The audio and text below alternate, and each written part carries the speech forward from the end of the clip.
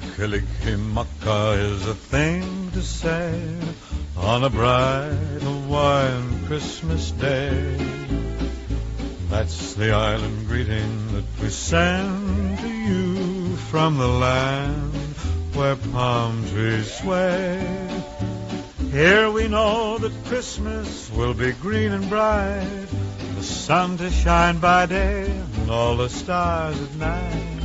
Melikilikimaka is a wise way to say Merry Christmas to you. Melikilikimaka is a thing to say on a bright Hawaiian Christmas day. That's the island greeting that we send to you from the land where palm trees sway. Here we know that Christmas will be green and bright, the sun to shine by day and all the stars at night.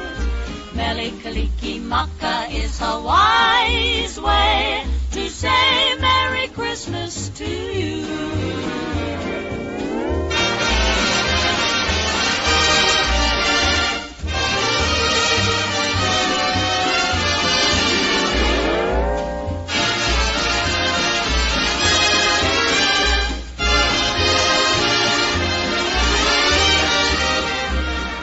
Here we know that Christmas will be green and bright, the sun to shine by day and all the stars at night. Melikilikimaka is a wise way to say Merry Christmas to you.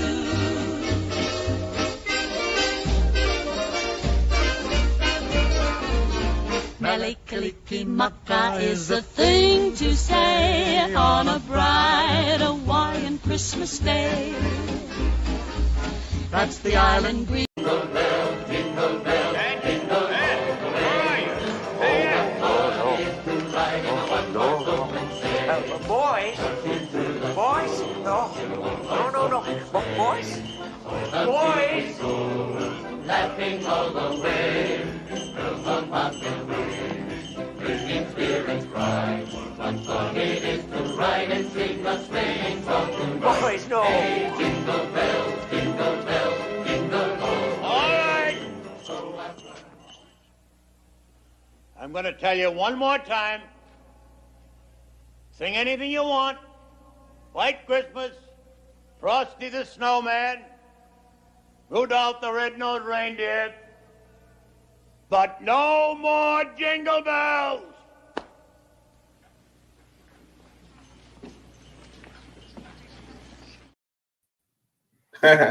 Folks, that's The Night to Save Christmas with Art Rooney and Jacqueline Smith, and it's actually on Pluto if you want to watch it. And that's a scene from that wonderful movie dated back to 1984. I remember that, Adam, on my tape. I had a cassette tape of that, on the DHS tape. So, well, folks, it's the last show of 2024, and we had such a blast with you. We started off last year after the debacle at the Orange Bowl, and then worked our way through the summer, the winter months. We had some great guests on. Like tonight, we do have some great guests here on the SportsTalk with Chris Heidel to end the season on a cheerful note. Let's look at the schedule here. At 6:05, we got former Jacksonville Jaguar and Buffalo Bill and Giant place kicker Mike Hoilis will be joining us. And at 6:15, our good friend Kevin Stone from New England Football Journal will talk to him about Bill Belichick going down to North Carolina, because he covered him a lot with the Patriots. And then Jessamyn McIntyre, she's a sideline reporter for Washington State football, the Holiday Bowl. We want to apologize to the folks at the Holiday Bowl last week. We had technical difficulties with the telephone, and we couldn't get Rick back on. But we'll get him on next year. But we want to wish them a happy holidays out there in beautiful San Diego. So let's bring our first guest in. Adam, you want to welcome them in? Yeah, folks,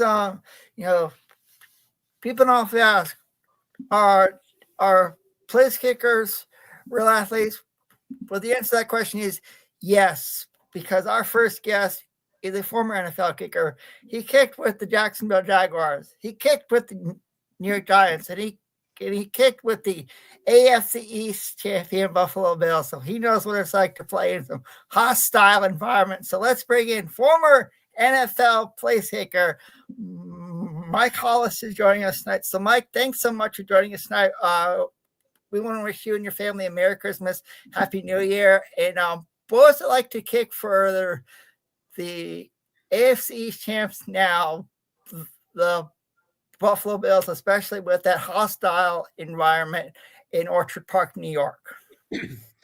Well, I was the original kicker for the Jaguars, so we had a lot of fun back in the day. We were actually really good early on, and we had the AFC Championship game in '96, and then again in '99. So I was a part of those teams as well. But the funny thing is, in 1996, we beat the Buffalo Bills. I kicked a field goal late in the game to put us up, and we were never supposed to make the playoffs, and got to the playoffs because of a Morton Anderson miss, and then we beat the Bills. Then we go on to beat the Denver Broncos, but transferring into, playing for the Bills, when I went up there to play for the Bills, they at first they're like, "Oh, you were that guy that knocked us out of the playoffs." Well, I'm on your side now, Yeah.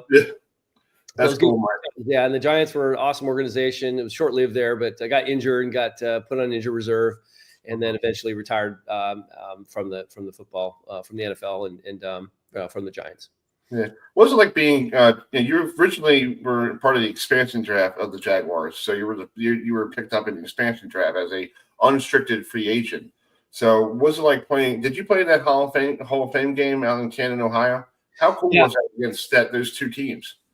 Yeah, that was a very interesting thing because I wasn't an expansion draft. I was actually just a free agent walk-on, basically a free agent kicker that they went through a bunch of guys looking, and finally I was kind of short. I'm a short guy, and so Tom Coughlin thought, he's kind of short. We're going to look at some other guys. They finally went through all the list of guys that they were looking at, and they weren't apparently good enough, and so they finally went with me. But the year before, I was actually with the Chargers in '94 and played in that Hall of Fame game that year. Okay. And then of course the next year playing with the Jaguars against the Panthers in the Hall of Fame game. So it was the first time, those two teams clearly played against each other, because they're brand spanking new teams. So it was a very interesting experience. Very, very cool to be there and experience that new, the feel of the new team, and especially our opening game in Jacksonville as the season started. I was on the team then, and that was a pretty electrifying experience as well. Yeah. Does it get hot down there during like September and October? Because a lot of people don't realize when people from the north come down to play you guys in Jacksonville, the weather might be different. It might be like 65 and sunny, and sometimes it might be 58 and sunny, but it still has that Florida feel, right? Yeah, it's still pretty humid. Can be hot, just depends on the days. I remember Halloween's where it was really hot, and that's the late October. And so, it just depends on the weather during that time of the year. But typically it's pretty warm. Not like a Tampa or Miami or even like the Keys. It's pretty hot down there. But we do have an advantage. We've had teams come in and they just can't handle the heat and humidity, which it's an advantage for us, but then when we go to play, in cold weather games, it's kind of an advantage for them because we're not really used to it. But I think we have a better advantage in a warm weather situation. Yeah. I know Adam's a big Bills fan because he was like really excited you were coming on, and because he loves his Bills, and they're doing really well this year. But Adam, do you have a question for him? I do. So, so you played in the Pro Bowl when it was at historic Aloha Stadium in Honolulu, Hawaii. So, what was it like to play in the Pro Bowl at historic Aloha Stadium in Honolulu, Hawaii? It was probably one of the best football experiences of my life. Just to get to there, think about a kicker on the team. You're one guy on the team, of course, and so you're one of the top two in the world at that point, because the NFL is the top football level in the world. Another cool story about that is that I had a high school friend that was actually living in Hawaii at that time, and called my name during the game, and I saw him after the game, and we hung out. Had no idea he was living there. But then another cool story is the fact that Jason Hansen was the kicker for the NFC. Well, Jason Hansen and I grew up in the same town of Spokane, Washington. Oh, that's cool. So we played against each other in high school, both in soccer and football. He was 2 years older than me. And then of course, I went to University of Idaho. He went to Washington State University, and they got drafted obviously to the Detroit Lions, but was there for like 23 years. An amazing career, man. That's just an incredible career. But with regards to playing against Jason Hanson in the Pro Bowl, that was just such a incredibly well drawn out, storyline, right? Because they got two guys from a decent sized city, small town, I guess, of Spokane, Washington, but both of us playing against each other in the Pro Bowl was a pretty special experience. Yeah, I went to Honolulu years ago. Go ahead, Matt. All right, Adam, go ahead. I mean, nowadays when you think of Spokane, Washington, you think of Gonzaga University and how good they are in college basketball. And I mean, it's like, and of course, Idaho, a lot of people when think of Idaho, Idaho, I was in the Big Sky Conference, and they play in the legendary Kibbe Dome. So I have to ask, I would like to play in the legendary Kibbe Dome up there, in Idaho. It was a great experience. I mean, I grew up in, of course, Spokane was only a couple hours, like hour and a half north, kind of a little bit east of Spokane, but northwest of Moscow, Idaho. And then another cool thing is like Moscow, Idaho, and Pullman, Washington are only 8 miles away from each other. That's where Washington State University is, and Moscow is where University of Idaho is. So the campuses are very close, but playing in that dome was very cool. I mean, I had kind of some decisions to make when I was, thinking about what schools to go to. And, the scholarship opportunity was more available at Idaho, but I had, a chance of playing outdoors at like Montana or maybe indoors at Idaho. So clearly as a kicker, I got to stay warm, I got to stay loose. I'm choosing indoors all day long. Yeah. Cool. You must be excited about your Idaho team this year, your college team. They did okay, and they made it through the second round pretty much. But it was not bad. A good season for them, and I didn't realize they had a dome because it's funny. Everybody up in that part of the area, like Montana, you guys, they all have domes. It's funny looking. It's like you're thinking North Dakota State, okay, they're outdoors, but they have a dome. It's like okay, I guess they play domes up there. I guess it's 15 degrees is not good for them. I guess not. Yeah. Well, yeah, and it's funny because those days where you wake up in the morning on game day and you're like, oh man, you're checking the wind and seeing what the weather's like, but then you kind of forget like, oh, we're indoors, I don't have to worry about it, which is a good thing. Plus, the other thing too is like the field conditions are always great because it's turf, so that's another cool thing. But it's a really really electrifying environment. We had guys like Doug Nussmeier and Jeff Robinson and guys that played in the NFL. Doug Nussmeier's been offensive coordinator for Florida. He's been at Alabama as an OC there. Now I think he's a tight end coach somewhere in the NFL, but it was just awesome. We were a really good team. We went into the playoffs every single year I was there and just dominated. Yeah. So you went from the NFL and you retired for 20 years, and then somebody from the indoor team gave you a call and said, hey, would you like to kick indoor football? And you're like, okay, I'll do it. So there's a phone call right there. Somebody's calling you now. But wasn't like playing indoor football because we cover a lot of indoor football here in Maryland. We had the Mariners, we had the brigade and all that stuff, and it's pretty interesting how these place kickers could kick field goals indoors, in a small arena, and then you were like, oh, this is like a cheap shot for you.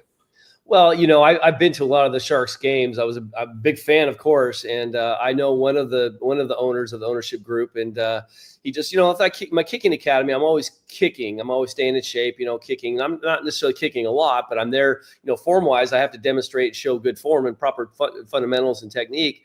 Mm-hmm. And so that kind of carried with me. And so when Nick asked me to, just to get on and see if I could, kick again a little bit, and their kicker was kind of injured, so I was kind of like maybe like a fill-in kind of guy. But I said, yeah, sure, I'll give it a shot. I did a little training camp thing with them, and actually the funny thing is that the kicker that was on the team at the time, not the one that was when I played with them, but the kicker at the time during training camp was a client of mine that I worked with a long time ago, the kicking student of mine. And he beat me out. So I'm like, oh, I'm okay. It's a win-win situation for me. It's a fair game. And he definitely had a stronger leg. But fast forward, he got released, and they got another guy in there, and he got injured, and then they brought me in. I only lasted one game. I told the coach, I said, listen, my whole body was shot the next day. I was 50 years old. That was 2 years ago.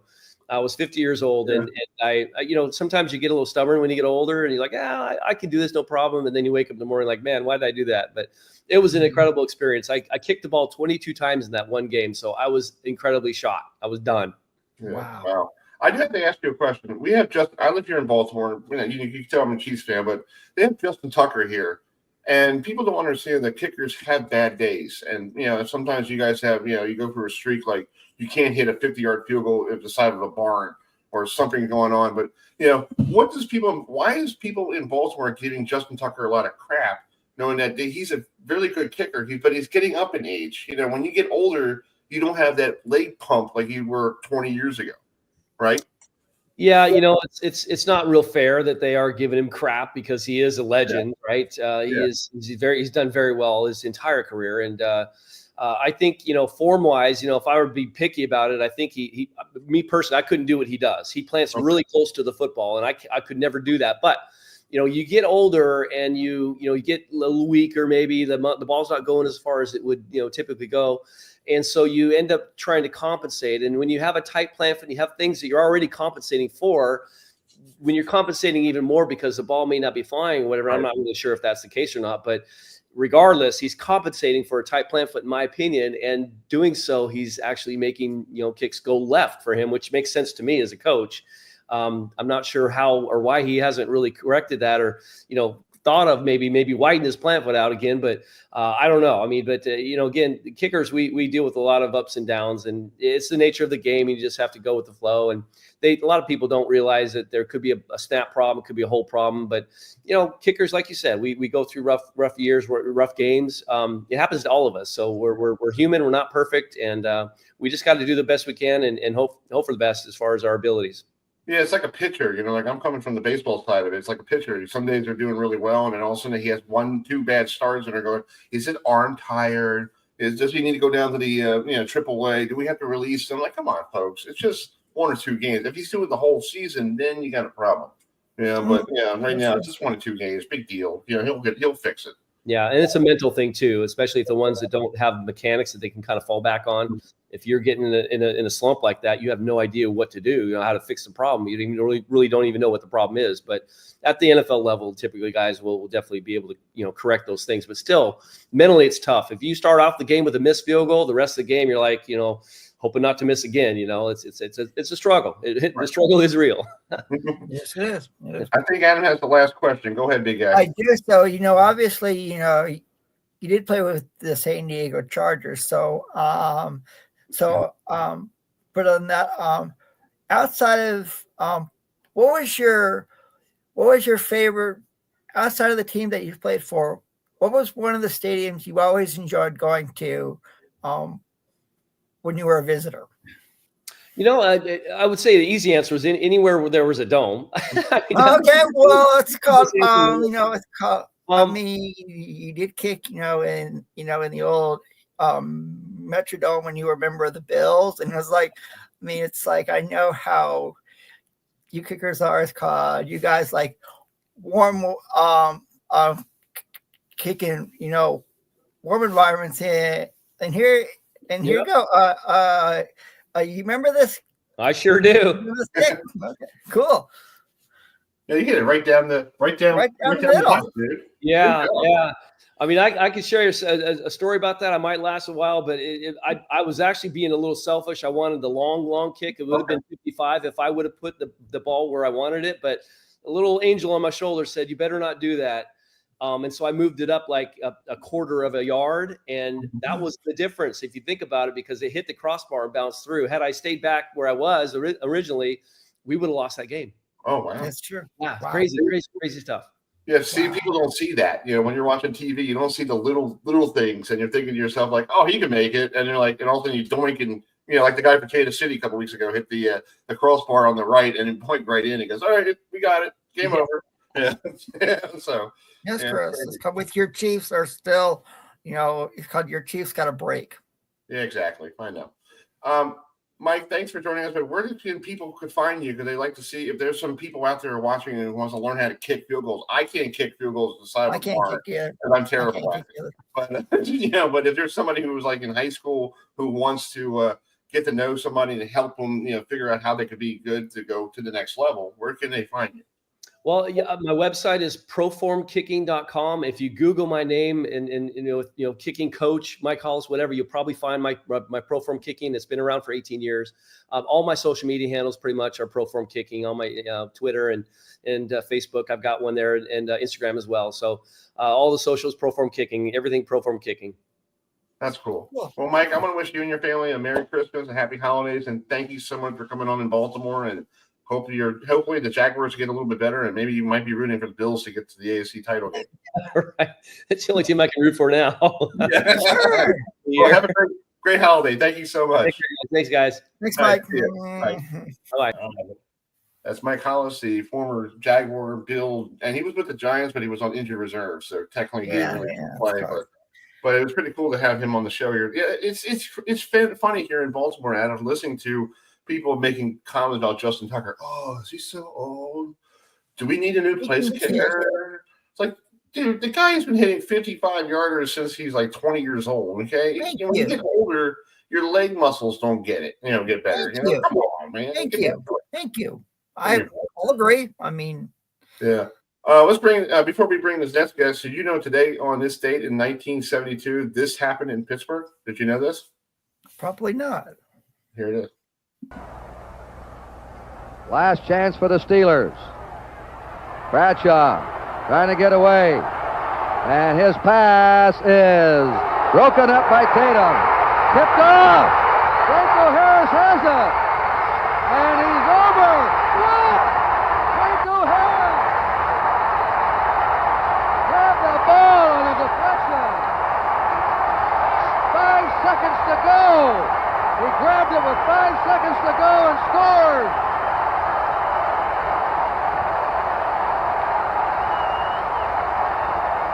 Let's watch this again. 1,000,000 to 1 odds on this one.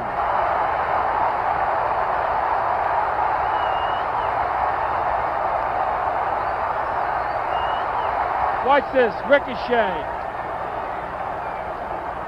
Ricochet out there off of Jack Tatum and into the man of the year, Franco Harris's hands.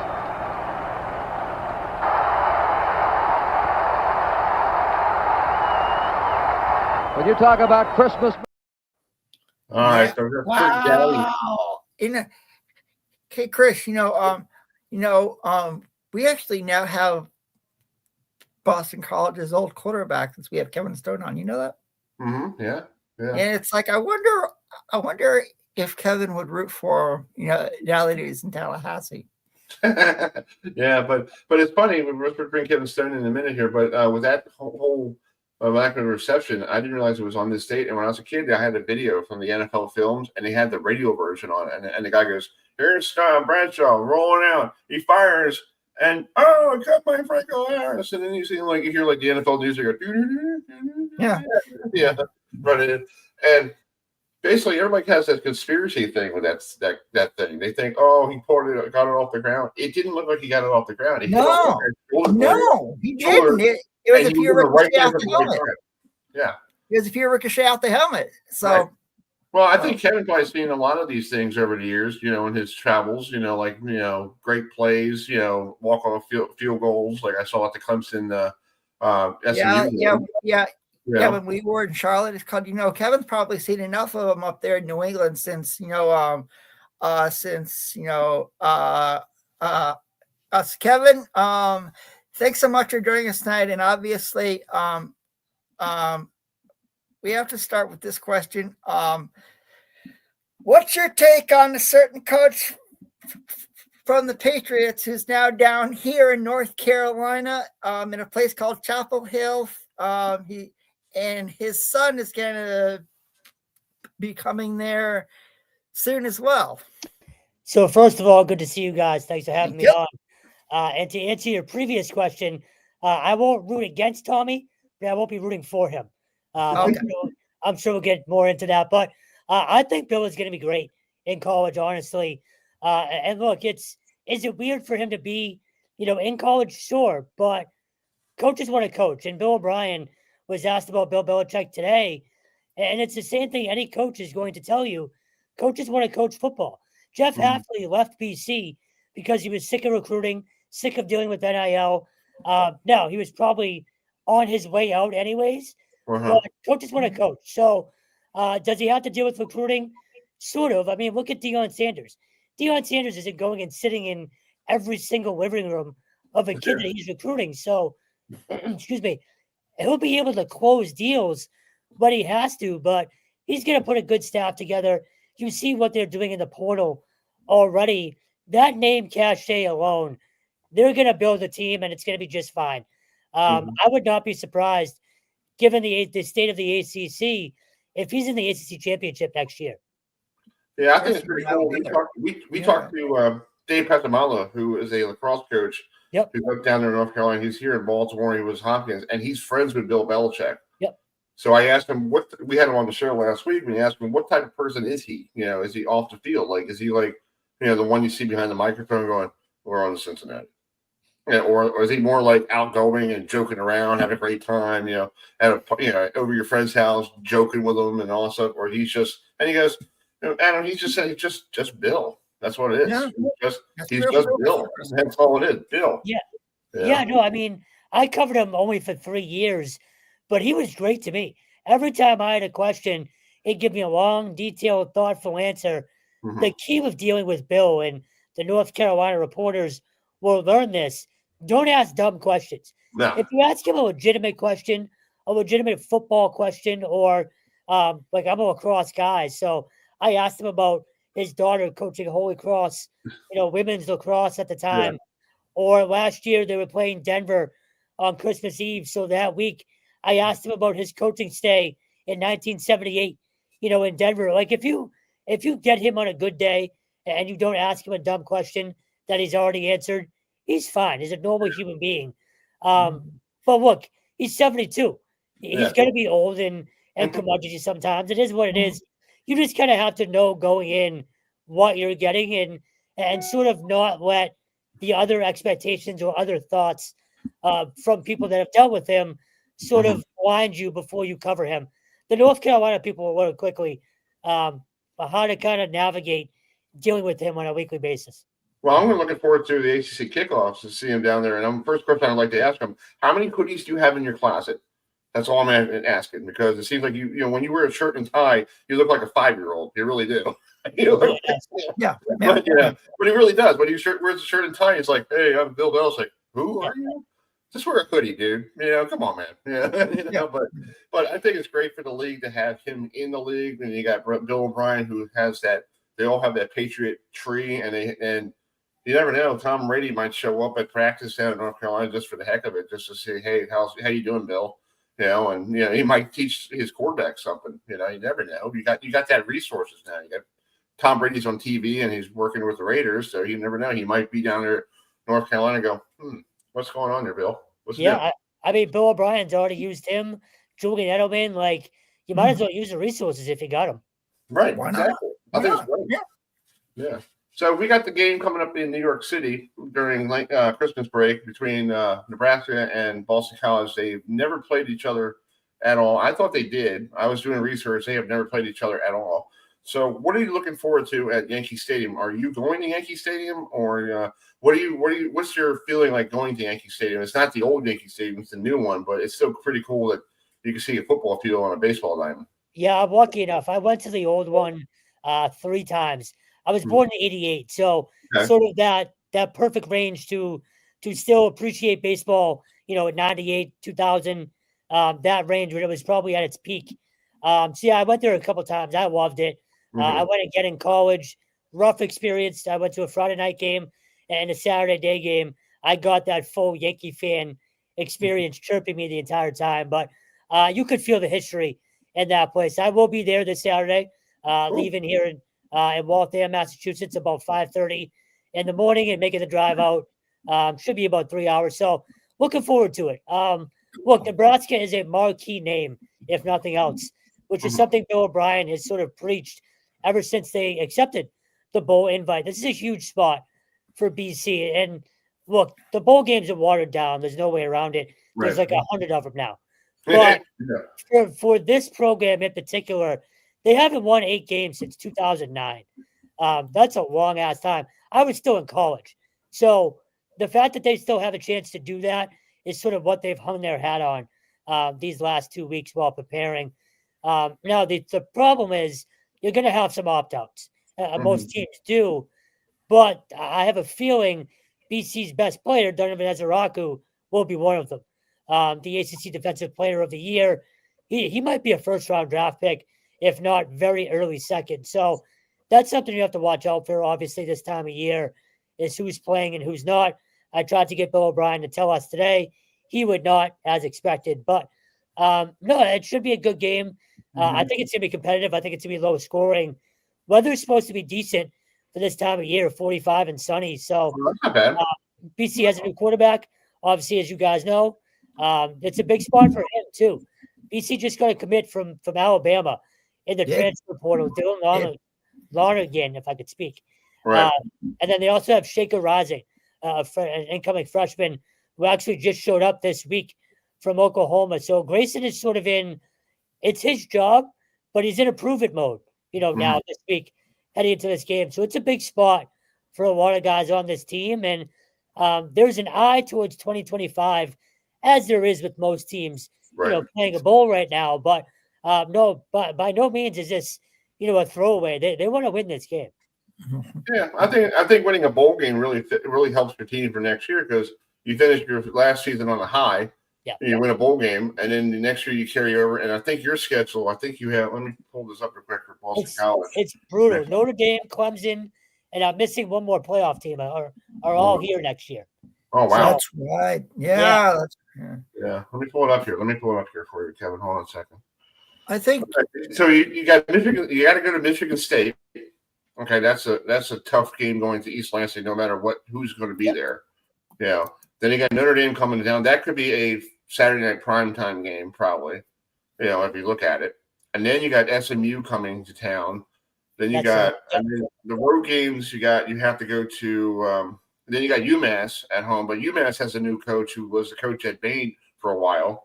Coach H. So that's cool. He's back after years with Rutgers. Hackerstack or whatever. I forget how to say his last name. I can't pronounce it. I have to learn it in the next 12 months. He's been on our show for a long time, so he's a friend of ours. Yeah.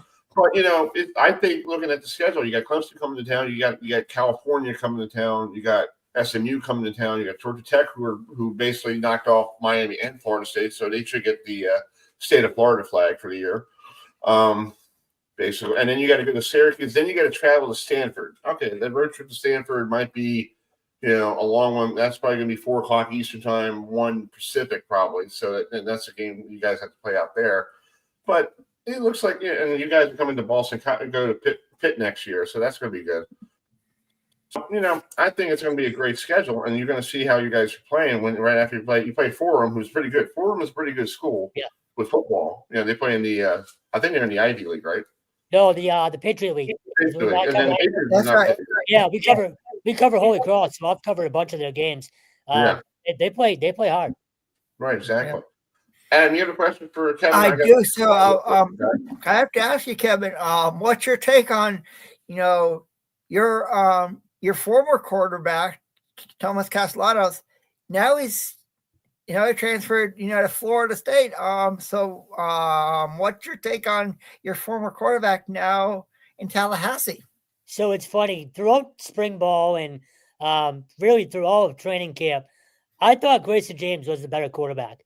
And I got roasted on not only my side, but I also write for Eagle Action and Rivals as well. And those message boards were just eviscerating me left and right for even suggesting that Tommy wasn't, the saving grace of the program. And throughout camp, you could just see it. In the Bill O'Brien offense, you need a prototypical pocket passer. And that's just not Tommy's game. He's a smaller guy.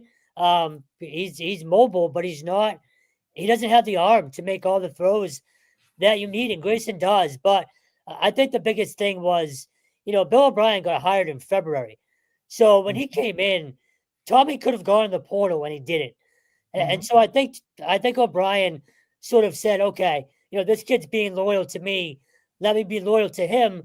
Let's see if we can marry, our styles together and make this work. And they tried. They really did. But you guys saw, again, I don't think he's an ACC quarterback. I really don't. He can't make the throws to the sidelines. He can't push the ball down the field. His decision-making isn't great. He's a turnover waiting to happen. Now, having said all that, he's an electrifying athlete. Like, you can't take that away from him. But in terms of, reading defenses and standing in there and facing pressure and making a throw, Grayson James does all of it and does all of it very well. Mm-hmm. So when he eventually got benched, I wasn't surprised. Now, the way it all went, very surprising. Tommy was a captain, which was voted on by the players. Bill O'Brien obviously benched him on Saturday against Syracuse. That Sunday, he sat both quarterbacks down, told them that, Grayson was going to be the starter the rest of the year. And Tommy, plain and simple, from what I've been told, threw a temper tantrum. He lost his mind, went and packed his stuff, and 2 days later he was in the portal and gone. So the team kind of handled it very well. I think they kind of knew he was an emotional kid, and frankly, he used to complain about the cold weather here all the time too.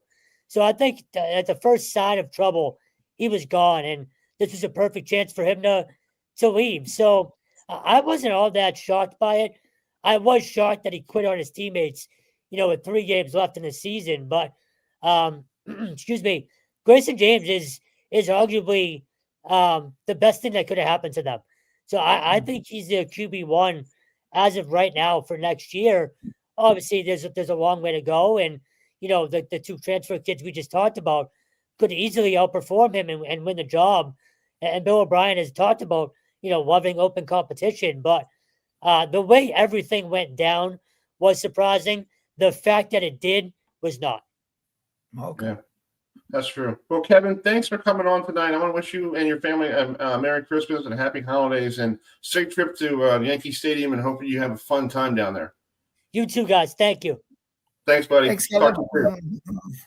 That's Kevin Stone from the New England Sports Journal. Adam, you want to bring this next guest in? Yeah, folks, next year when Chris and I go to Charlotte for the ACC kickoff, we're going to see a new head coach at Wake Forest, because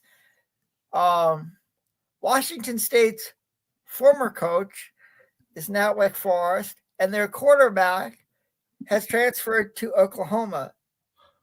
But Washington State still has a bowl game to play, and there you go up against the Syracuse Orange in the Holiday Bowl. So joining us now to talk everything about Washington State is the radio sideline reporter for Washington State. Jessamyn McIntyre is joining us tonight. So, Chris,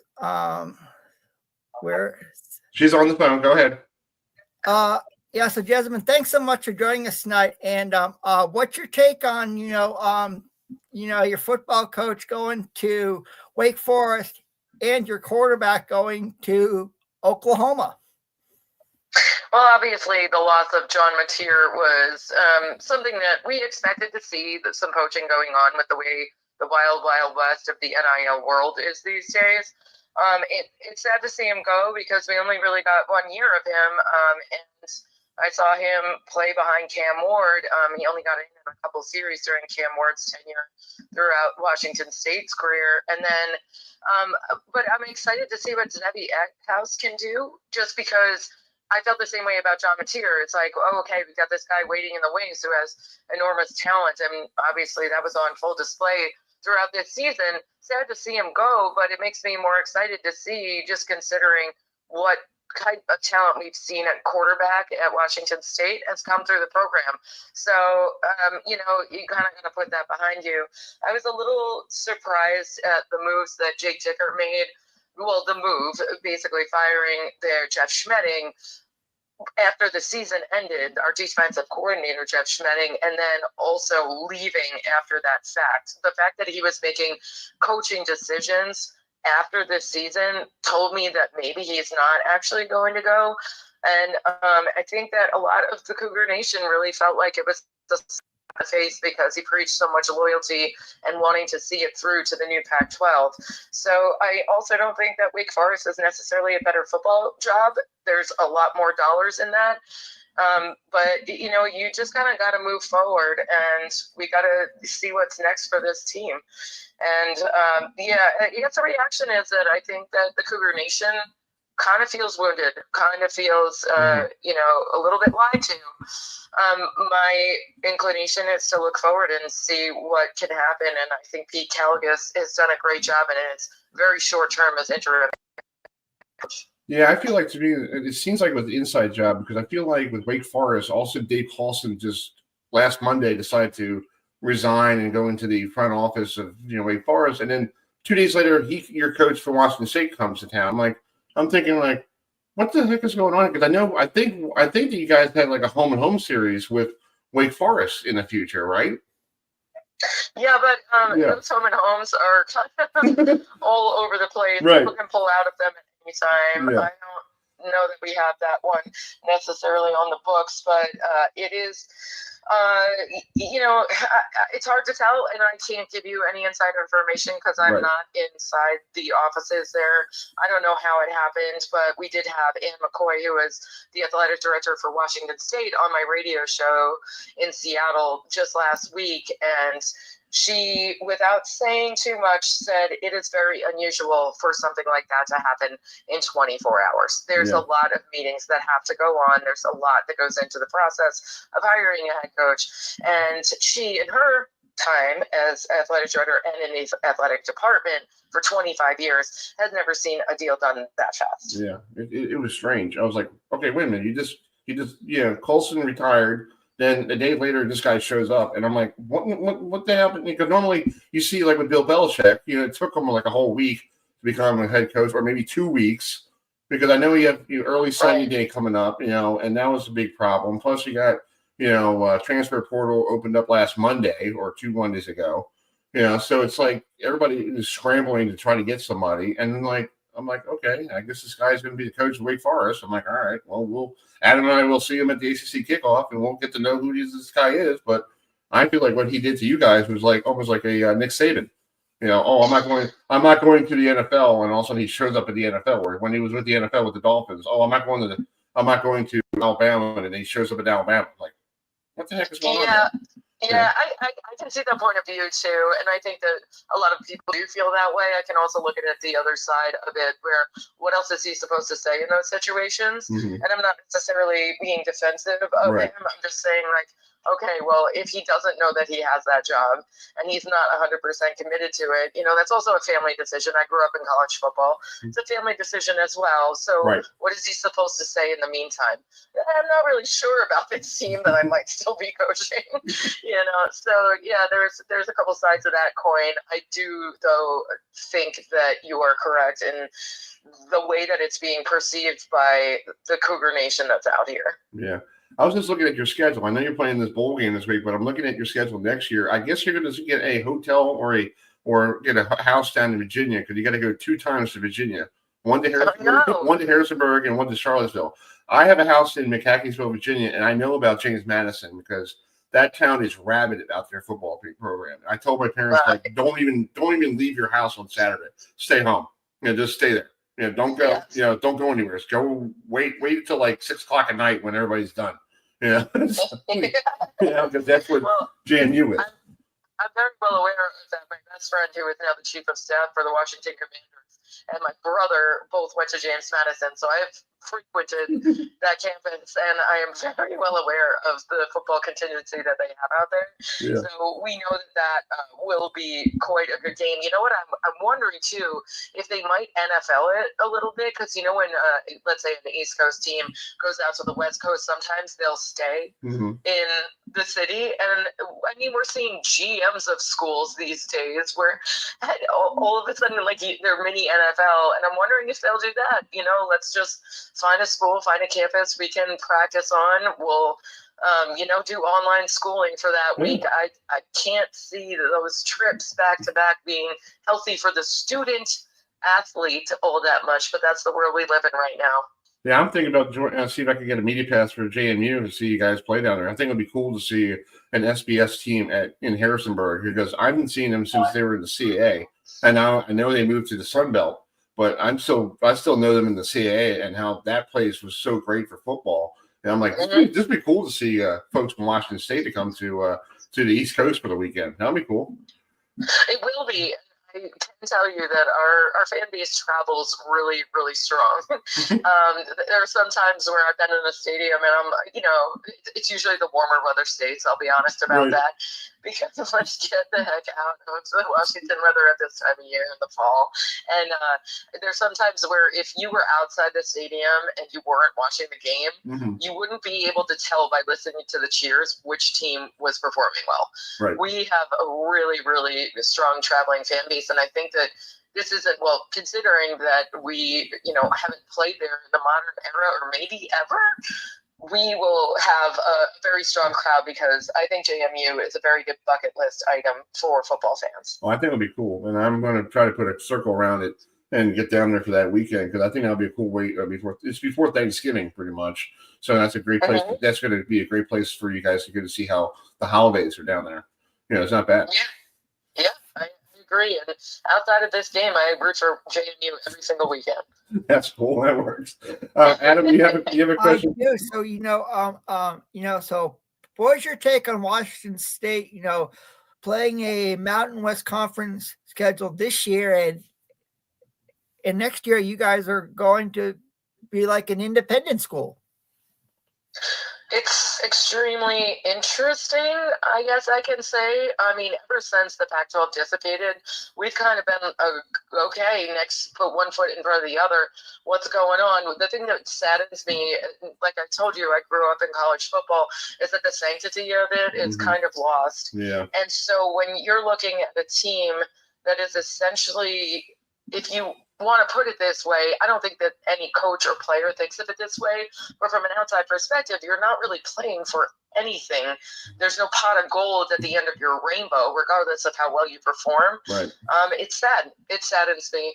And the rivalries are essentially gone. There's still the UW Washington State rivalry, but it stinks. And it's also when you look at, we have no head coach, no coordinators, and 23 players in the portal. What is the attraction to getting to this school? And I guess the flip side of that coin, because I don't know, you guys don't know me, but I'm a Susie Sunshine kind of person. I look at it as we could get the next young head coach. And we, in that conversation we had with Ann McCoy last week, she had upwards of 50 very good candidates who were knocking down her door for this jobs. A couple of the names that we talked about, one of them is Jamarcus Shepard. He's wide receivers coach at Alabama right now. He coached at both Washington State and Washington. His wife is from the state. He's extremely interested in that job. And that's just like one example. He's 41 years old. He's young. He's all pure energy. When he was coaching at Washington State, I saw that this is a guy who is not only the energy guy they need on the sidelines, he can recruit. And having coached on both sides of the state, he knows how to recruit within the state fences. And that is what Washington State needs right now, because it is lesser of a destination, just considering the purgatory that we're sitting in until we get to 2026. Yeah, I think, and you're talking about the rivalry with Washington. I'm sorry, I know Washington's in the Big Ten now, but if you call the Big Ten office, can you move the game back to rivalry week? Because I missed that game this week because that was so dumb. That was so dumb putting it in September. I'm like, why are we having rivalry week in September? That's so dumb. It was like the dumbest thing I've ever seen. I'm like, put them back down. I'm sorry, Big Ten. You want to have a Big Ten schedule?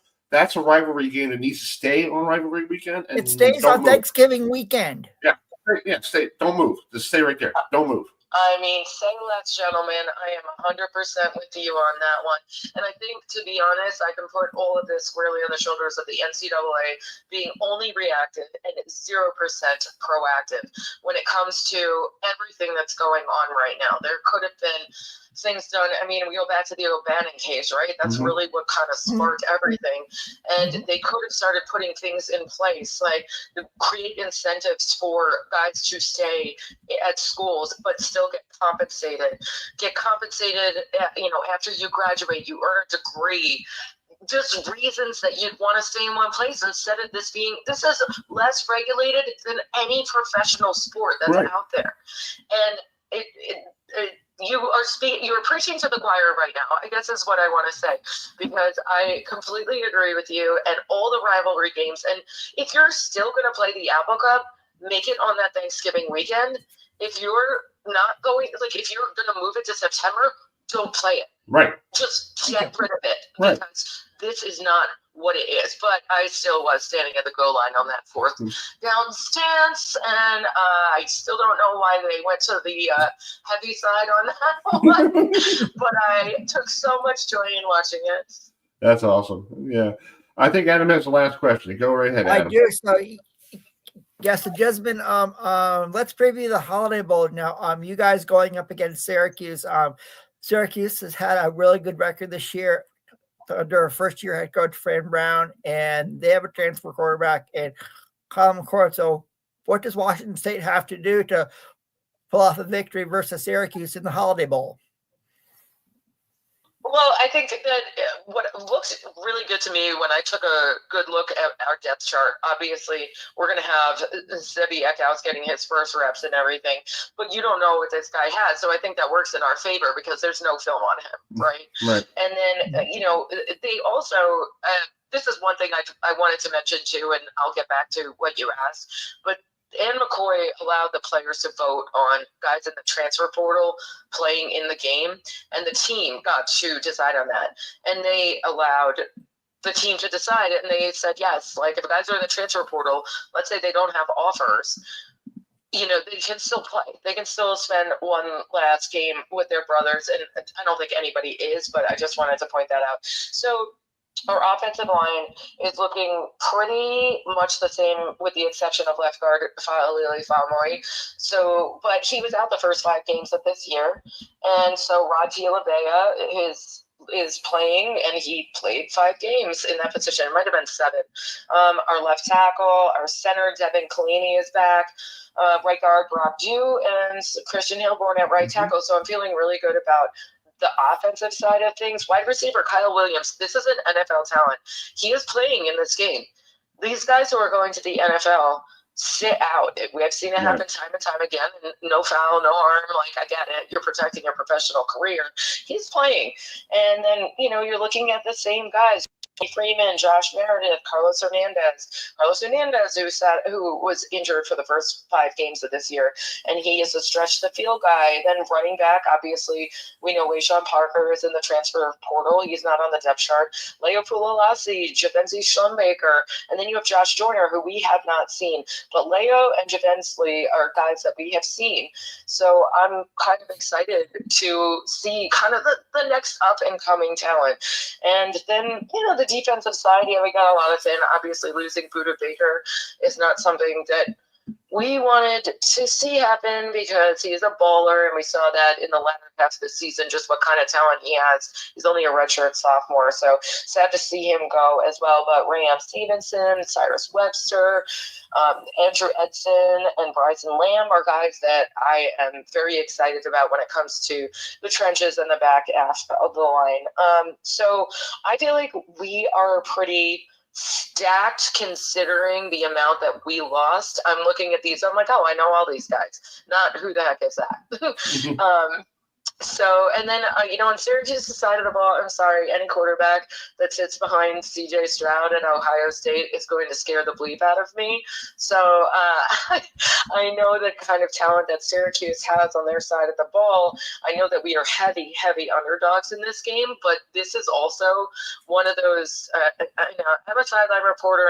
I'm all about the emotions of the teams. When you have nothing left to lose, you're kind of a scary underdog in this fight. So I think I'm actually really excited about this game. I think we played down to the level of competition the last 3 games of this season. I think they're going to only play their game during this game, because especially the seniors, because they are literally playing their last game with their team. So I think that makes us a scary opponent from an emotional level. Exactly. Well, thank you so much. Go ahead. Thanks so much for joining us here tonight. We want to wish you and your family a Merry Christmas, Happy Holidays, and enjoy the DirecTV Holiday Bowl against Syracuse. And we'll talk to you again down the road. Yeah, I really appreciate you guys having me. Have the warmest and happiest, healthy, and safe holidays. Thank you so much. Merry Christmas. Talk to you soon. Okay, sounds good. All right, see you. Bye-bye, guys. Bye. All right. That was Jessamyn McIntyre, sideline reporter for Washington State football. I wouldn't take a while because her dad must be in college football and might be the coach was down at IU. Yeah, and we're still waiting for Scottie Rodgers to join us for he's talking about the Cotton Bowl. But Chris, we saw over the weekend the first round of the college football playoffs, and well, the closest game was Clemson, Texas, and the others were but I will say, I watched all 4 games, and and it was really good. It got really good ratings and 10.6 million average viewers. I mean, if we love college football, we'll watch like you and I did. I mean, it was incredible. And we aired the Indiana Notre Dame press conference. Sort of all the different type of music. I was trying to kill time until that thing started. Yeah. Threw everything in there, like Christmas. Well, it's like, and we also had the Tennessee Ohio State press conferences on from that game. I mean, I think we could agree Ohio State, got pissed after losing to Michigan and took it out of Tennessee. And we had a game earlier today, in the Myrtle Beach Bowl held at Coastal Carolina University, and the UTSA Roadrunners of Conference USA said beep beep to Coastal Carolina and ran them. Well, it wasn't a close score. 44-15 UTSA won. So college football, the bowl games are here, and hopefully they'll be more interesting as as all these games continue. Yeah. What's the name? Northern Illinois finished their season after knocking off Notre Dame. They beat Fresno State today in the Potato Bowl. So they won. Yeah, they won 28-20. So they win. They finished their season after they beat the Irish. Yeah. And that was the Irish lost here. Yeah, it was crazy. I mean, it's my internet's having a little issues. We're still waiting for our good friend Scottie Rodgers from the Cotton. Yeah, he's having technical difficulties. I'm checking my email. I guess he's having problems. He hasn't texted me or anything. So it's called. Let's move on here with other stuff going on. I have other stuff we could talk about. Boise State and Penn State are going to play in the Fiesta Bowl for the first time ever. They have never played each other, so that's going to be a very interesting game in Tempe, Arizona. So. So hopefully this is Scottie. Yep, there's Scottie. Let's bring him in real quick here. He's the Vice President of Communications of the Cotton Bowl, and he's getting ready to see who's going to be there on January 10th. And I think Scottie's right now trying to figure out, what are you going to do, Scottie? This is the first time in your career as a communications director that you have no idea who you're going to have at your bowl game, right? I think he's still on mute. Hey, Scottie, you're on mute. Yeah, Scottie, you're on mute. Hold on, he's having issues. Hold on. God, folks, isn't technology wonderful? Yeah, we gotta love the tech. Yeah. Maybe he could hit that microphone, Bart. Maybe I could do it. Can I do it? No, I can't do it. Nope, can't do it. So maybe we log off and try again. Yeah, it's called. Or does he want us to call him? It's called Chris. I would call him. Yeah. We can call you. What is your phone number? Yeah. We can call. Hold on. We can. Sorry for the technical issues, folks. No. Yeah, we'll be with Scottie here now. In a second. Yeah. Hold on here. just text him. So yeah. And then we got Richard Webb coming up, so we'll get him on in a minute. Maybe we can get Scottie. Let us get his phone number. We'll get him on. Yes. Yeah. So we could do is we got a full schedule here. I don't know what we can do. I'm waiting for him to send me a message here. Yeah. Yeah. I mean, we could bring in. We could We're bring going to bring Richard in now, and then we'll wait for Scottie. Yeah, folks. He's still there. Yeah, Richard's still there. Yeah, go ahead, Adam. Yeah, so folks, how we love to have former NFL players join us. Well, our next guest, played with the Miami Dolphins, and he was a member of the old. When he played with the Texas A&M Aggies, he was a member of the old Southwest Conference, and I wonder what his take on Miami Dolphins is now. So joining us now is former guard with the Miami Dolphins and the Texas A&M Aggies. Richmond Webb is joining us here tonight. So Richmond, thanks so much for joining us tonight. And what's your take on the situation with the Miami Dolphins now that Tua is the quarterback and he's had so many concussions since he's been there? Well, I think the situation we're in now is we're still alive for the playoffs. I think we lost a couple of games early due to, him having a concussion and being out.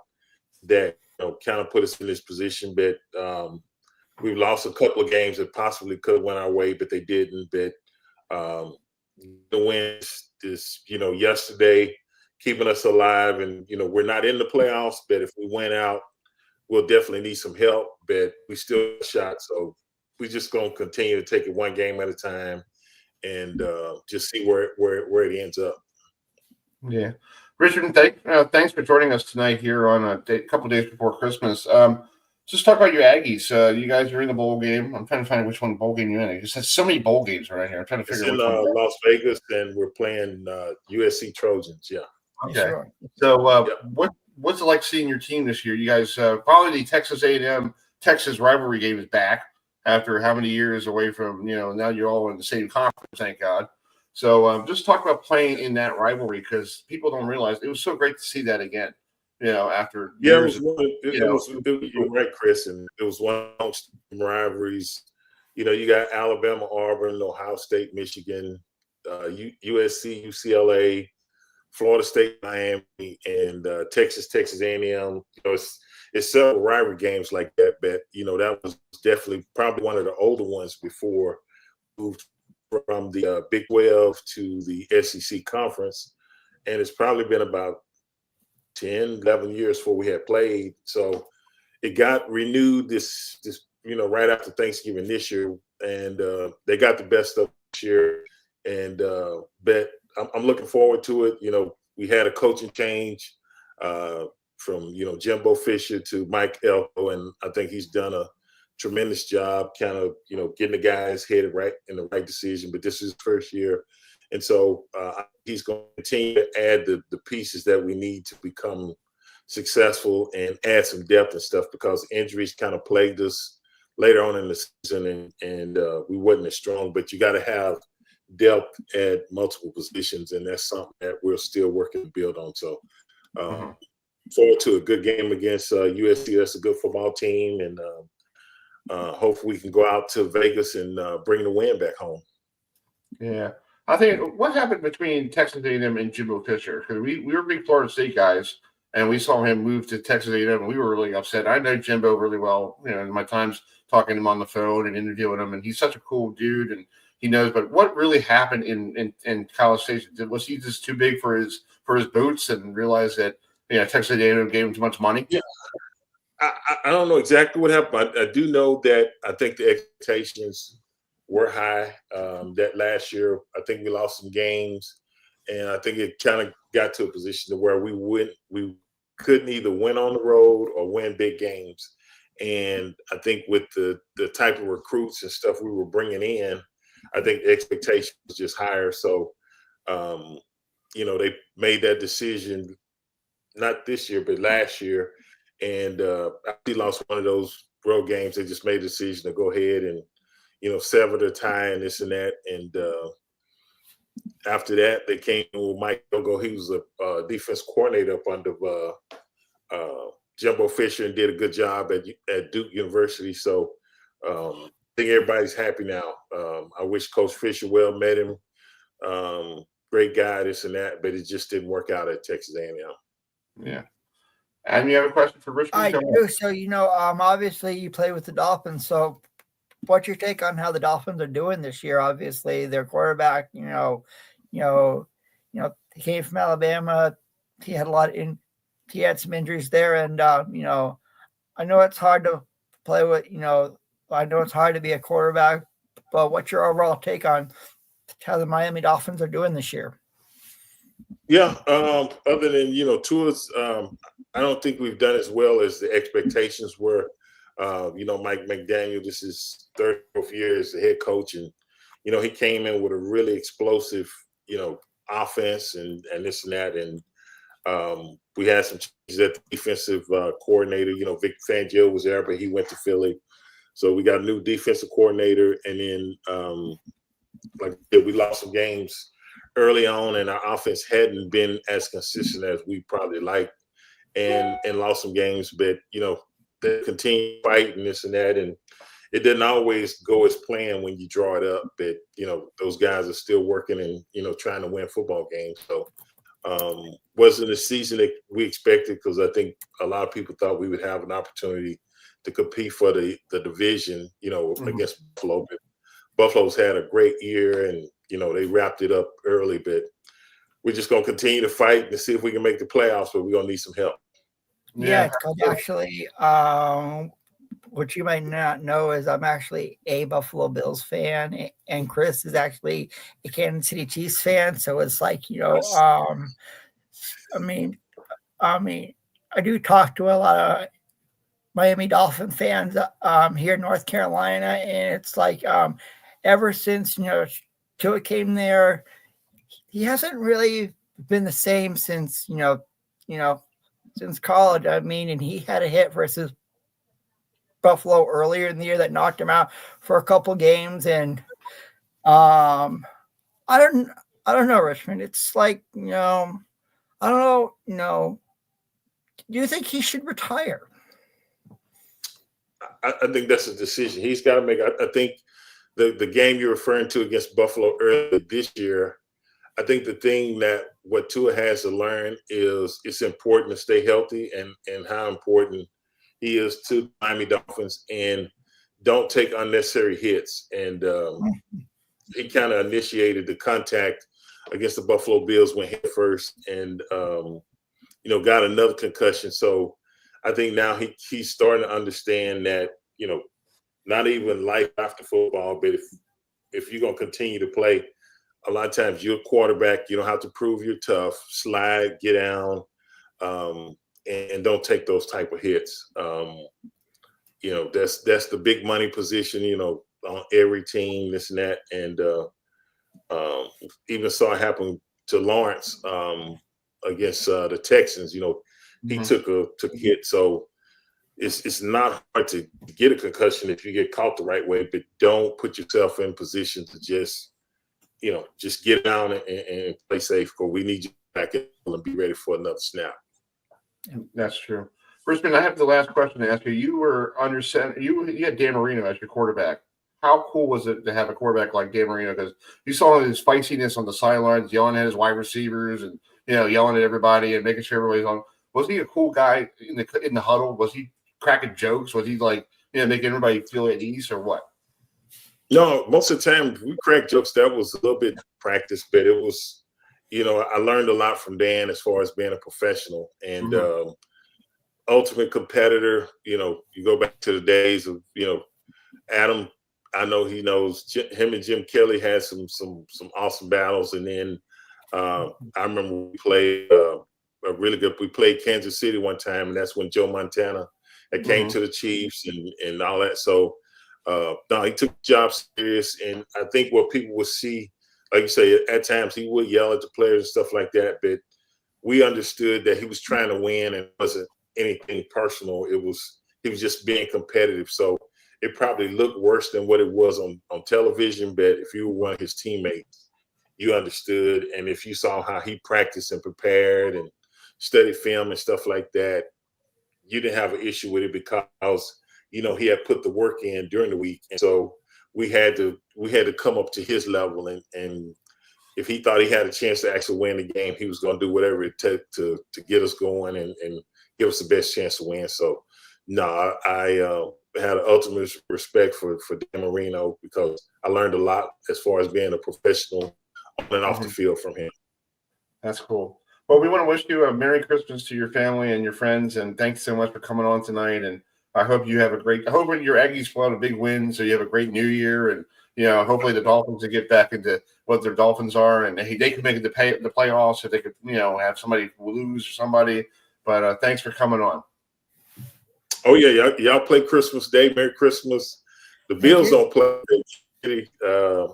No, we play Sunday against the Jets.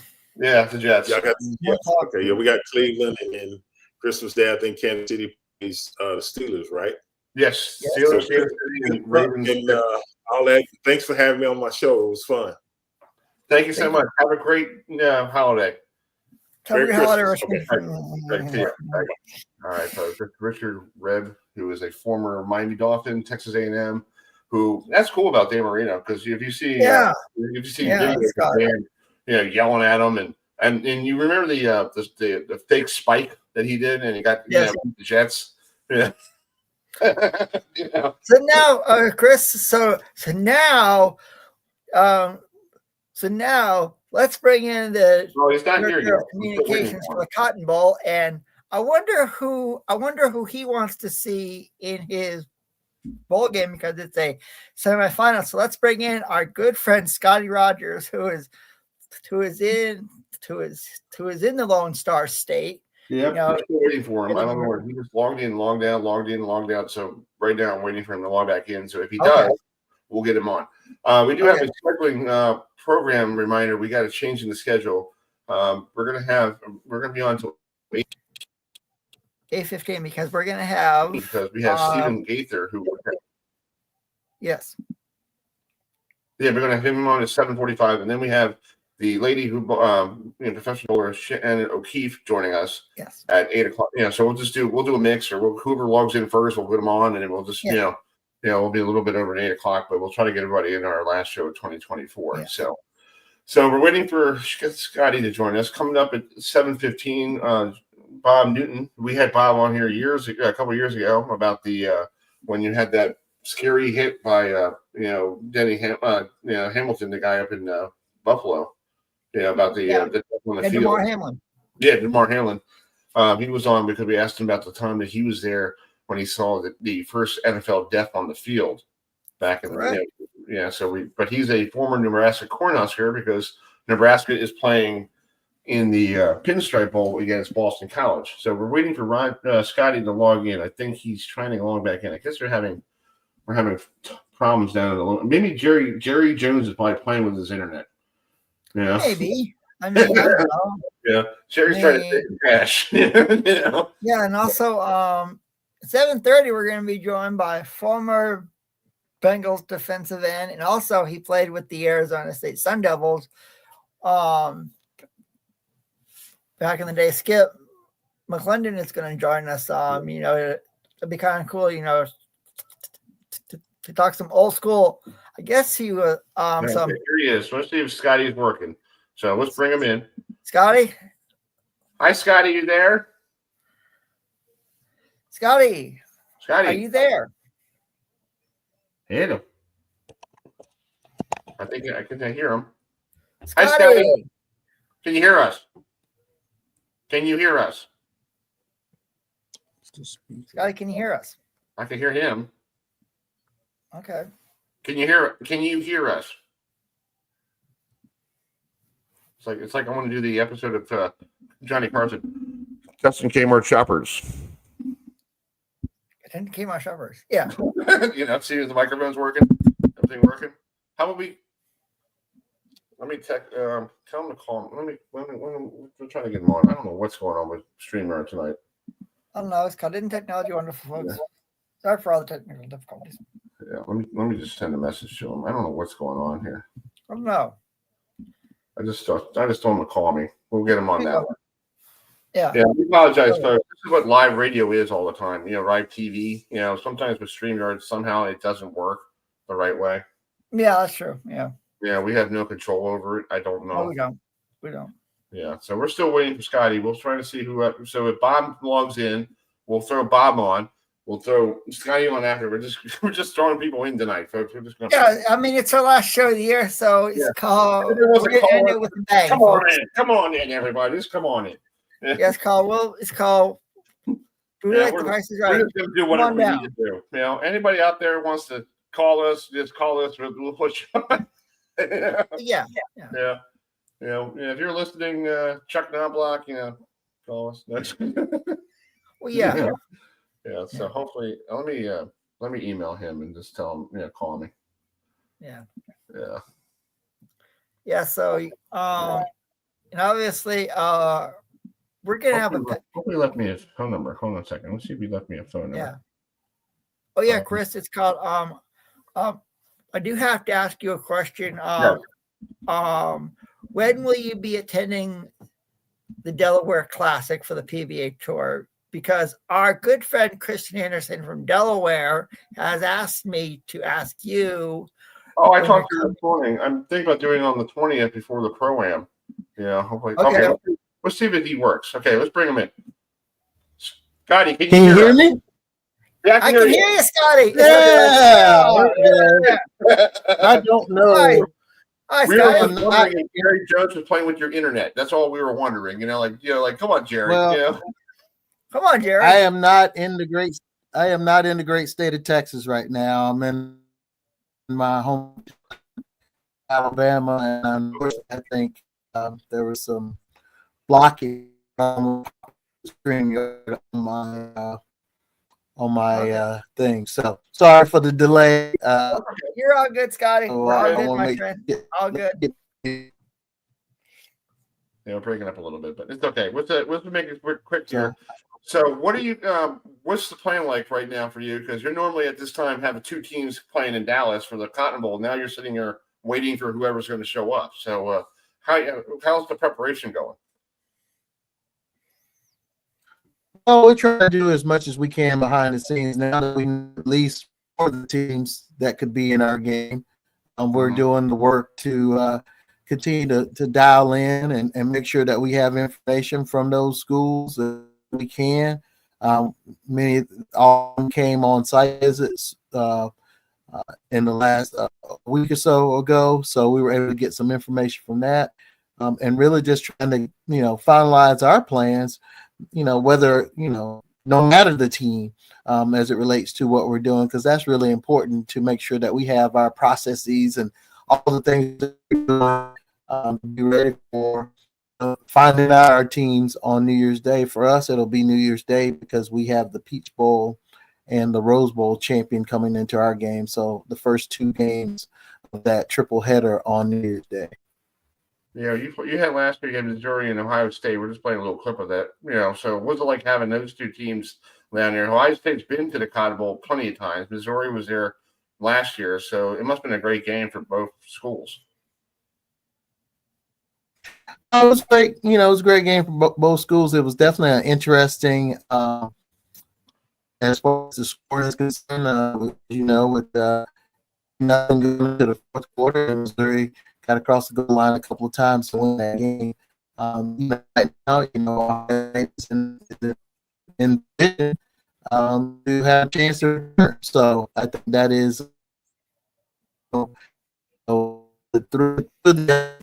three teams have played in our game before. Arizona does not, but they were just in AT&T Stadium for the Big 12 championship game, so they at least got an experience playing in that stadium. That's true. Adam, you have a question? I do. So, what's your take on how the first round of the college football playoff, what's your take on all four games of the first round of the college football playoff? Well, it's an exciting time in the history of college football in its first year of the 12-team playoff. I think many of us saw the excitement on those campuses as they hosted those games, and the teams and the fans that came in from those games from the visiting teams. So there's a lot of positives, I think, around that and that experience. I know that gives this 12-team playoff a ability to have different sides to it. And you want to get the on-campus postseason was critical in the decision to move to a 12-team, and now we're moving into the bowl portion of it, where our CFP bowls, formerly New Year's Six bowls, can really do what we do best and help on some really first-class events around the game, and of course with the center being on the game, and really give them the experience they want to have and need and should have and deserve to have, in playing in a national championship. So with the quarterfinals coming up in a little over a week, and then we'll find out where we go with our teams, and then with the Orange with the semifinal on January 9th, and we're on January 10th. One day before my mom's birthday, so it's like so that'd be obviously I'll be watching. So in your opinion, obviously you had Arizona State there for the Big 12 championship game. In your opinion, who would you like to see in the Cotton Bowl for the semifinal? Oh, I don't get into the world of predictions. That is not the place for me to live. So okay, Scottie. Look.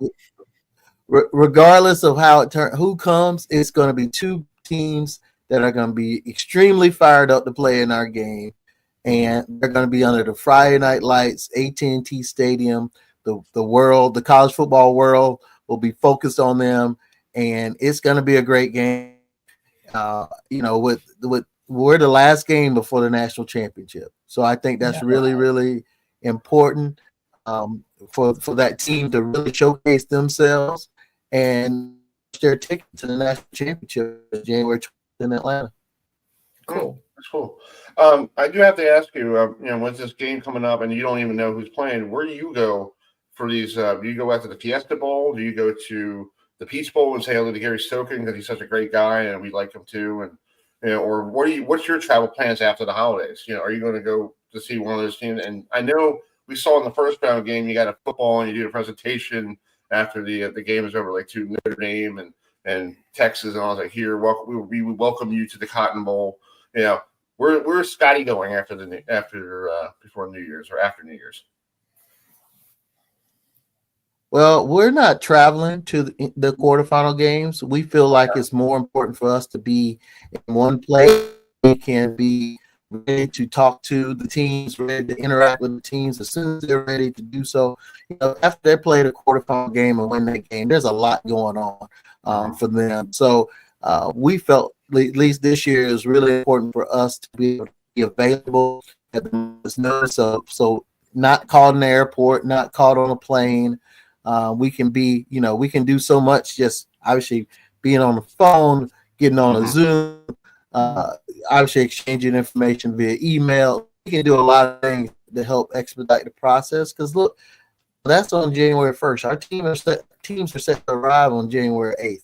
That doesn't leave a lot of time for them. And there's media availabilities virtually that has to happen between the 2nd and 7th before they get to town. So there's a lot of moving parts. So we're gonna use technology and to our advantage, and really hopefully be able to interact and get the information we need from them get the information they need from us, that we can really make sure that we're ready to go for the days they will be here in North Texas. Well, Scottie, we're going to let you go, but thank you so much for joining us. Thanks for coming on. Sorry for all the technical difficulties, but I want to wish you and your family a Merry Christmas and a Happy New Year, and keep me informed of what's going on with the virtual stuff, because I might be able to do it here in Maryland and ask a couple questions if that's a possibility. That'd be cool. So, absolutely, Chris, you and Adam, happy holidays to you and your family, and hopefully you can enjoy some football. All right, man. Have a great holiday. Thank you so much. Happy holidays, Scottie. Scottie Rodgers, who is the VP of Communications of the Cotton Bowl. Let's bring in this next gentleman. He's a former Nebraska Cornhusker, part of the national championship team in the early 70s. And this week, coming up, the Nebraska is going to New York City for the first time since the Gotham Bowl back in the 60s. Yeah, that's going to be and Chris, when he played at Nebraska, his coach was not Tom Osborne. His coach was another legendary head coach, and they actually named the basketball arena named after Bob Devaney. So it's called. So let's bring in former Nebraska Cornhusker Bob Newton. So Bob, thanks so much for joining us tonight. And how cool was it to have legendary head coach Bob Devaney as your head coach when you were at Nebraska? Well, I can't say enough for Coach Devaney, and you mentioned Coach Osborne too. Coach Osborne is the one that actually recruited me out of Southern California, and those two men had just a significant impact on the recruiting process. And when I went back there and met with Coach Devaney, I felt like I could trust what they were saying, and they knew what they were saying, and that they were hungry to win. And so it was just a great experience. And both legendary coaches, they're both in the College Hall of Fame, and so it was just can't say enough about that experience. Yeah, I found a video of you the other day on YouTube, a little flashback video. Look how young you are. Yeah, I was like, wow, this is the 71 Orange Bowl. I guess you're part of the All-American team, and all that stuff. So that's what was it like playing in the Orange Bowl? Because everybody don't realize the Orange Bowl today is not the Orange Bowl it was back in the day when it was in the Orange Bowl. Now it's like in Pro Player or whatever you want to call it today. But there's some footage of you blocking somebody. I think that's some real quick for you. But just what playing in the Orange Bowl mean to you? Because everybody doesn't realize back then the classic Orange Bowl games were classics. It was not like today's Orange Bowl or whatever. It's like, oh, it's part of the college football playoff. So it's like, what was it like playing back then? Yeah, that's a great point. Back then, that on January 1st, there was only 3 bowl games. There was the Rose Bowl, the Cotton Bowl, and the Orange Bowl. Of course, the Cotton Bowl was number 1, and then Rose Bowl. And so people, now you got 20 bowl games on one day. So it was something that when I started playing football in high school, that playing in a bowl game like that on national television, and we were playing for the national championship because the number 1 team, which was Texas, had just gotten beat in the Cotton Bowl by Notre Dame.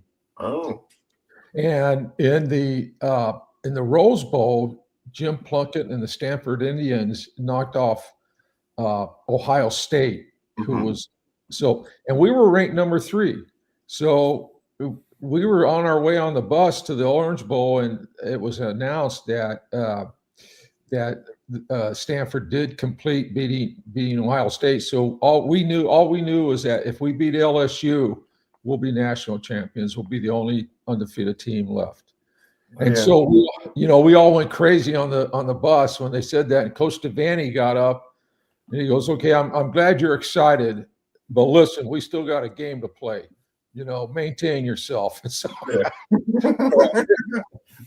well, we went out there, and LSU was a tough opponent.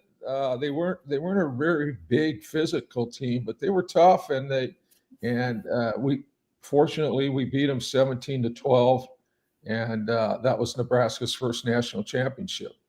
Wow. So you're pretty excited they're back in the bowl game after 6 years off, and all the struggles and tribulations, from what's his name, the guy back down, Scott Frost back down in Central Florida. And now you have Matt Rule up there. And Matt, what do you think about Matt Rule? I didn't realize he had Daniel Hoilis, the old West Virginia coach, as his offensive coordinator. I'm like, that's a good move, because he's a good offensive minded guy. I know down in Houston didn't really work well, but when he was at West Virginia, it worked really well.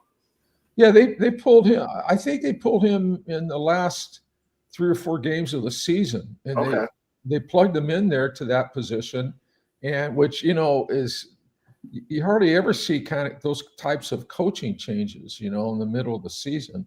And I thought he did a good job. I thought, the offense was, I felt they had more consistency and so forth, and sadly about Nebraska, the last several years, they've just kind of haven't been able to close teams out in the fourth quarter.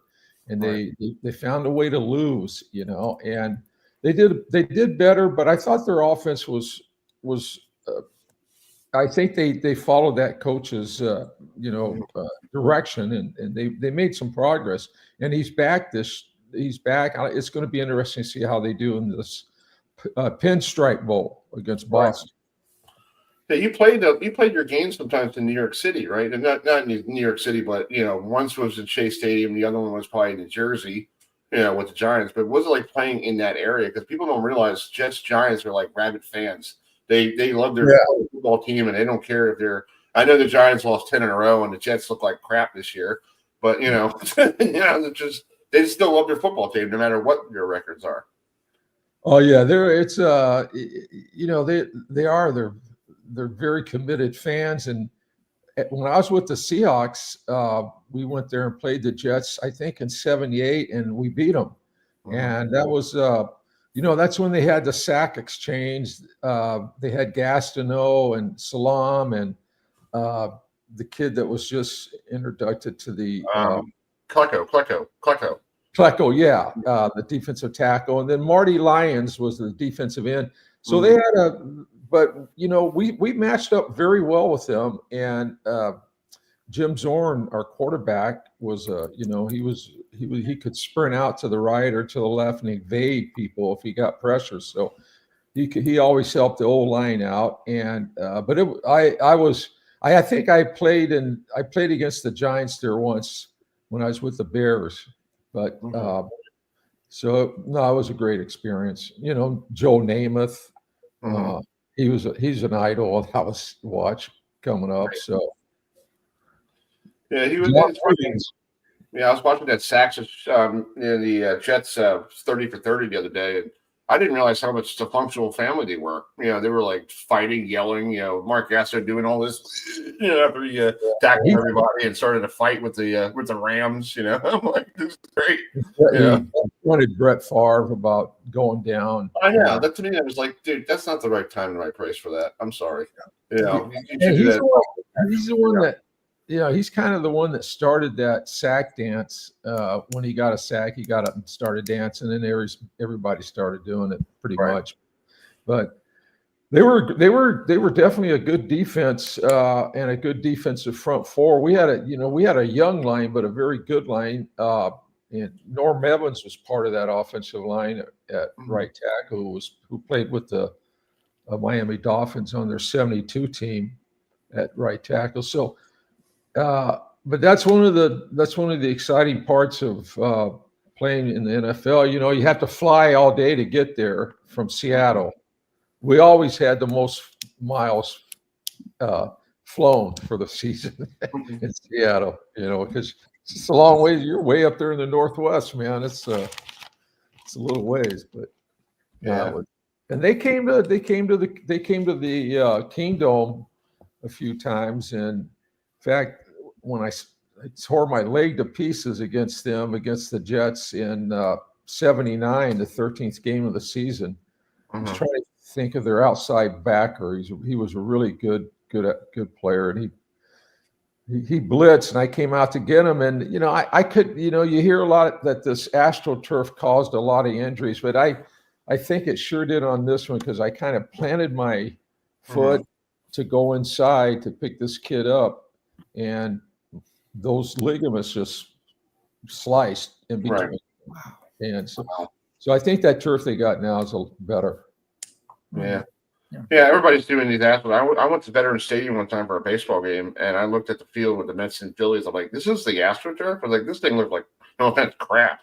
It looks like, I'm like, I don't know how you guys played on that. That looked like me playing football out on my street out here. Let's play tackle football on that sucker. It was hard to land on, and when you're falling going full speed, and then if you didn't wear elbow guard pads, your elbows were totally ripped up.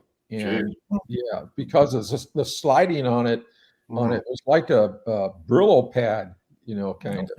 Jeez, crazy.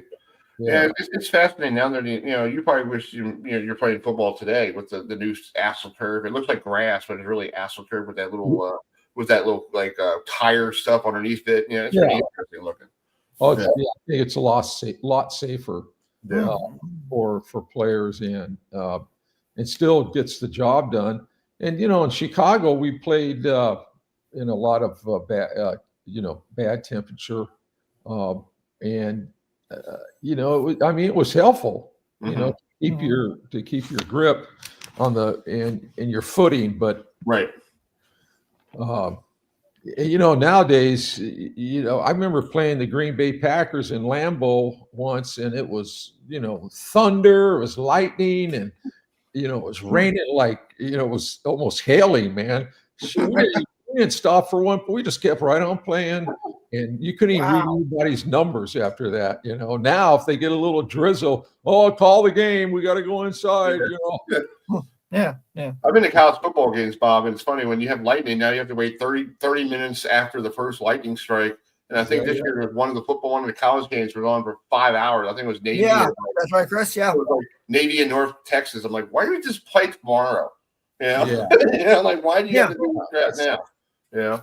Yeah, go back in that locker room, and you're sweating. You get calmed down. You got to go back out, and it's just I just say play.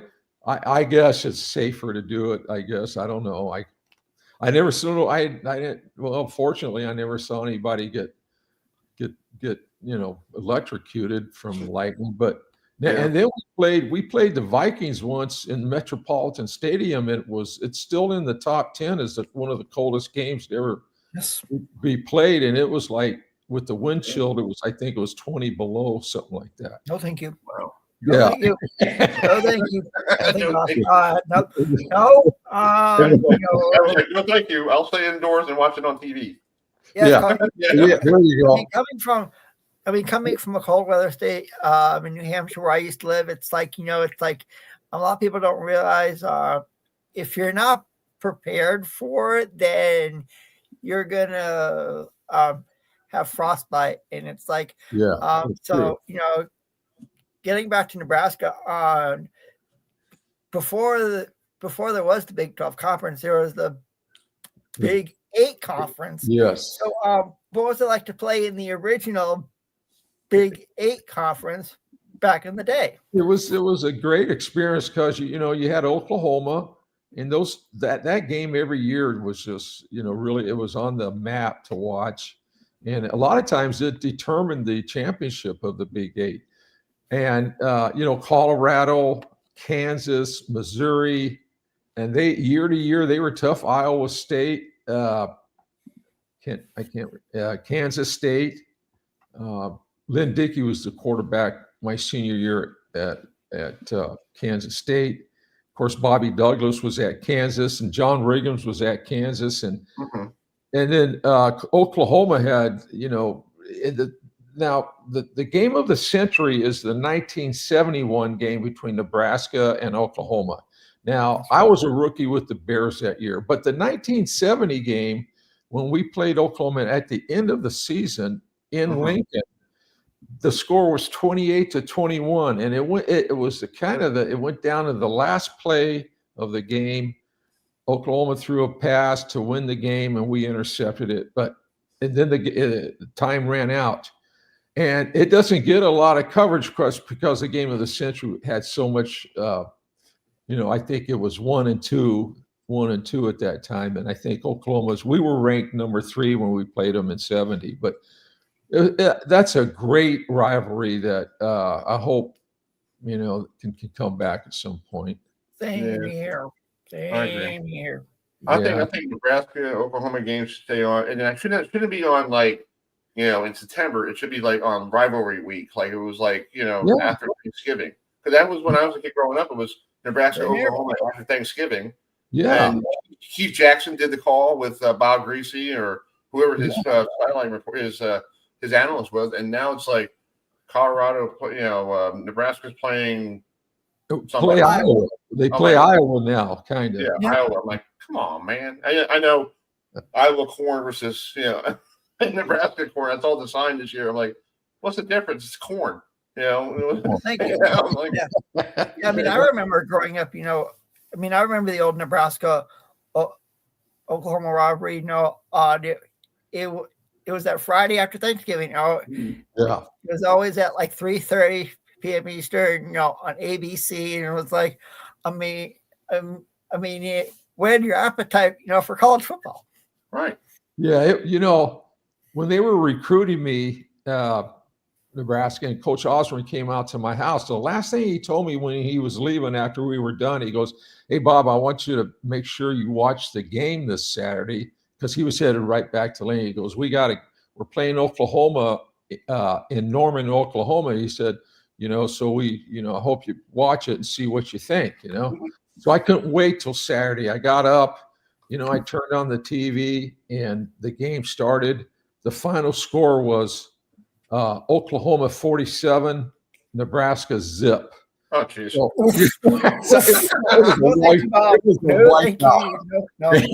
and the thing, I turned the TV. I said, well, I might have a chance to play there, at Nebraska. Maybe I can help them out.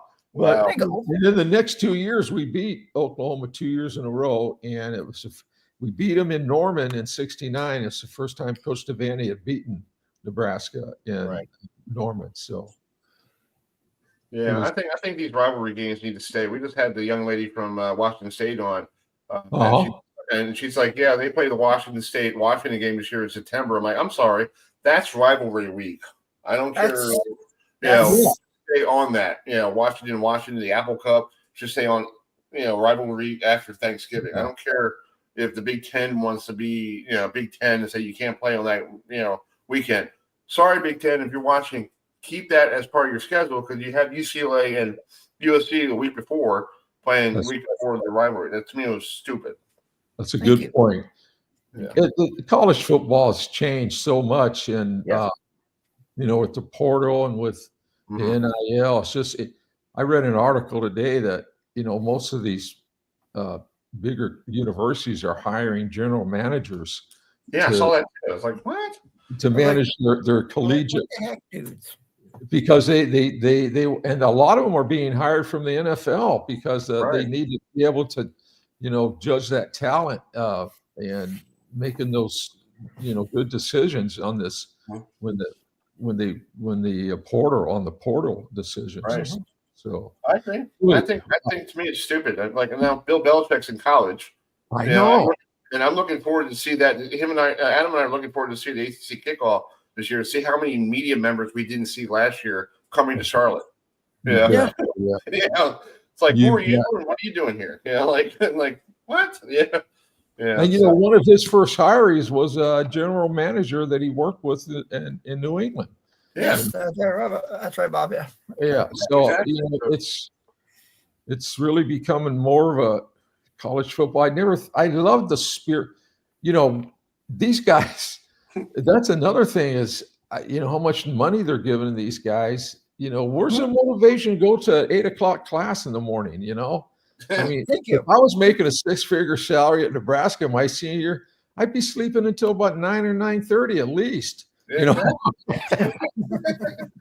And Bob, if you were part of this whole transfer portal, I think you probably get or this name likeness and all that stuff. You probably would make a lot of money if you're playing in our day. That would have been something because I made $20 a month then, and that was supposed to go to laundry services. Oh my God! Wow.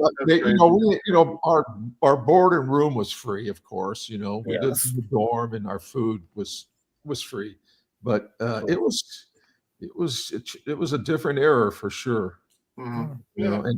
And these Nebraska Stadium, they've renovated it so. I mean, it's like a palace now. Yes. And I've told them, I told the bigwigs, if you need anybody to come in and get them some gratitude, let me come in and tell them what it used to look like in the 70s and the late. Why not?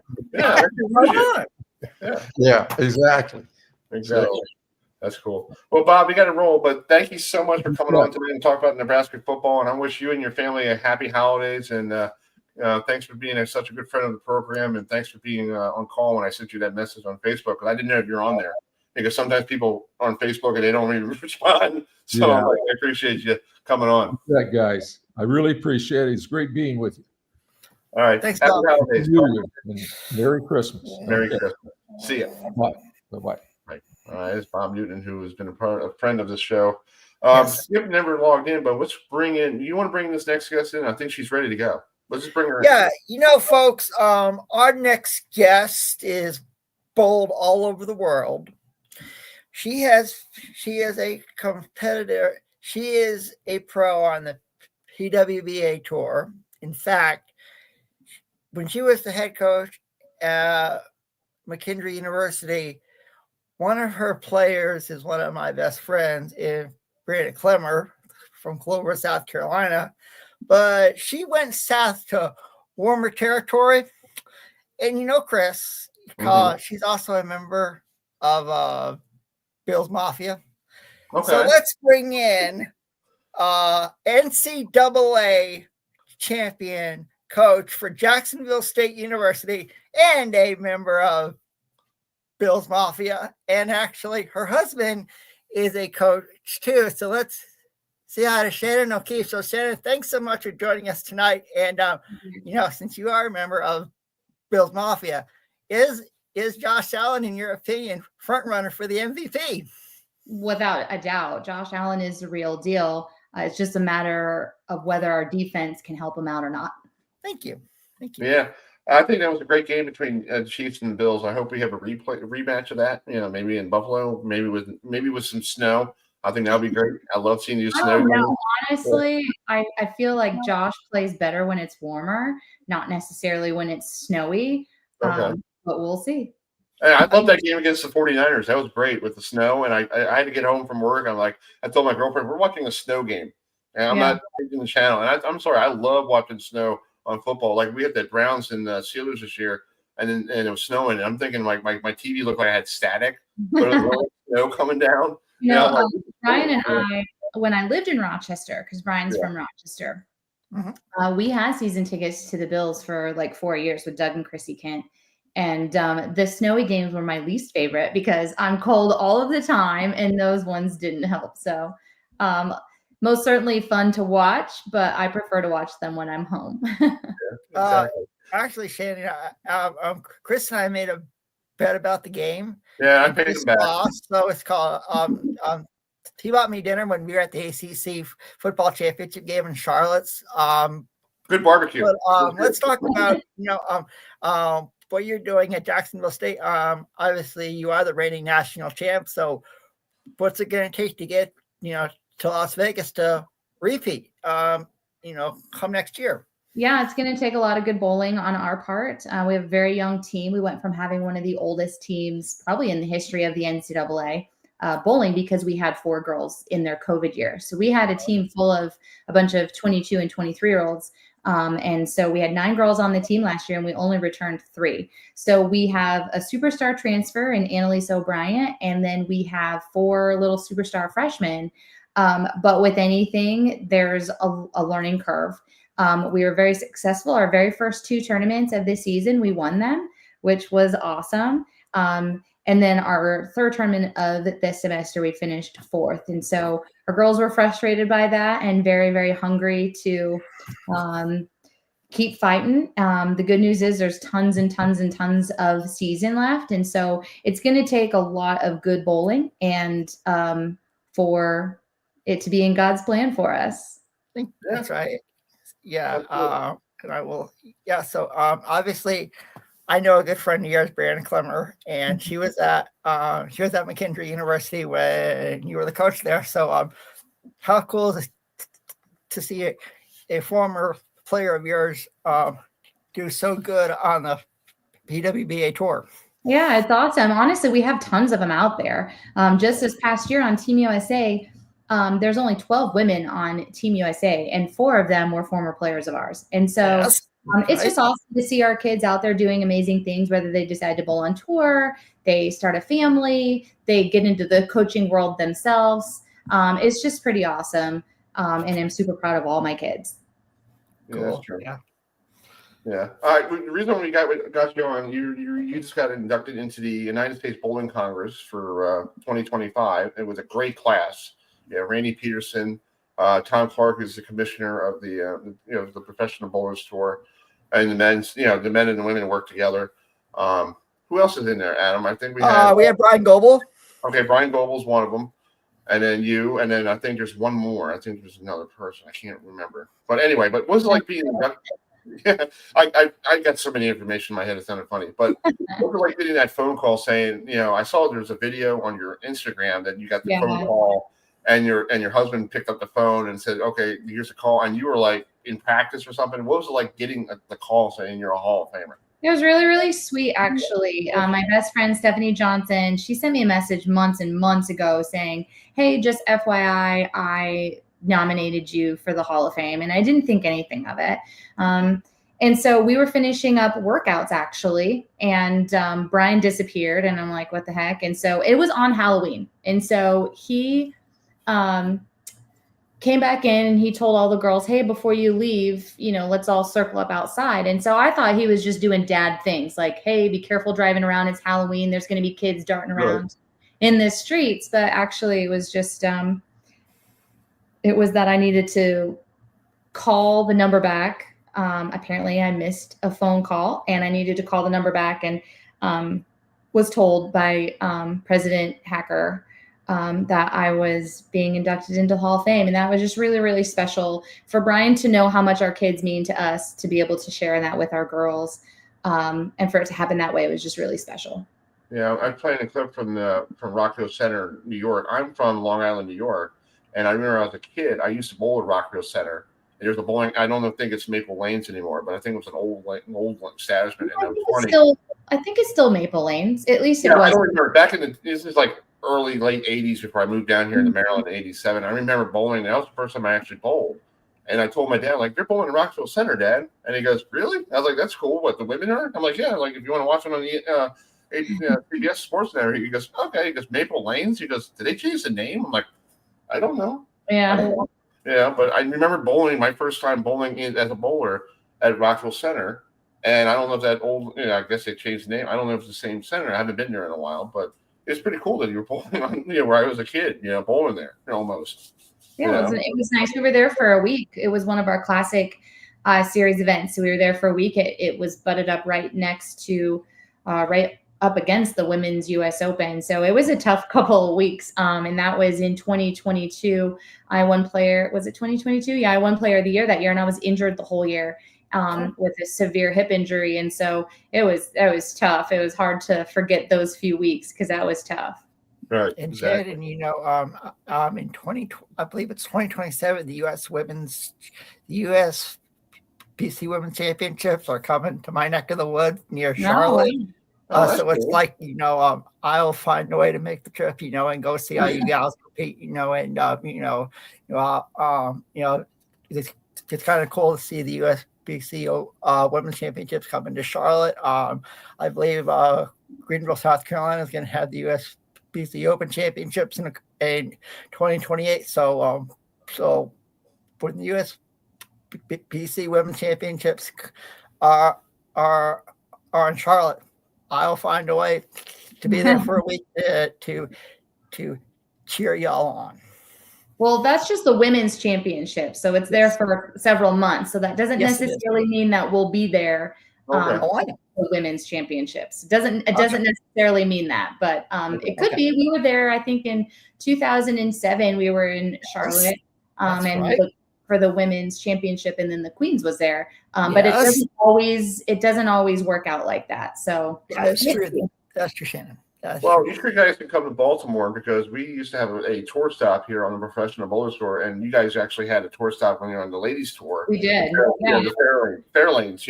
I think Fairlanes was the big thing everywhere. And I've been trying to get Tom Clark to come here because Danny Wiseman is a friend of ours, and Tim Chris is a friend of ours. Used to bowl on TV a lot, and I think Maryland needs to have bowling back on TV, because the last time they were here was Country Club Lanes, and some guy named Pete Weber won, and I remember it was Easter Sunday, and my dad. I've never heard of him. Yeah, so it's time to bring bowling back to Baltimore, and I hopefully the ladies might come back here and show that this is a great town for bowling. Yeah, we'll see the women's tour, how it all works. I was on the player committee since the relaunch, and I kind of resigned that position last year. Okay. Just too much, coaching collegiately, and it's just a lot. And but how tour stops end up places is those places have to bid on a tour stop. Right. So Yeah. the PWBA is not calling up places saying, hey, do you want us? Places have to show interest and put in applications to host. So it would take a little work on your end, maybe dropping a note in the right people's ears in order for them to want to host a tour stop. The women's tour is a little bit easier to host a ladies tour stop because they're not as long as the men. And we're in the summer, so they're not as busy. The PBA is so tough because they start in January, and that is prime league season. And so that's why it's so challenging. But go ahead. I mean, you guys could always go up. I mean, you guys could always host an event on the Bayside Bowl since the PBA tour is no longer there. I mean, it'd be kind of cool to see all you gals, compete up there, be with all the crazy fans. I mean, unfortunately, it's not big enough. And okay. Well, yeah, I mean, there's a minimum like an exhibition event. I mean, I think there's a minimum of 32 lanes required to host a PWB event. Okay.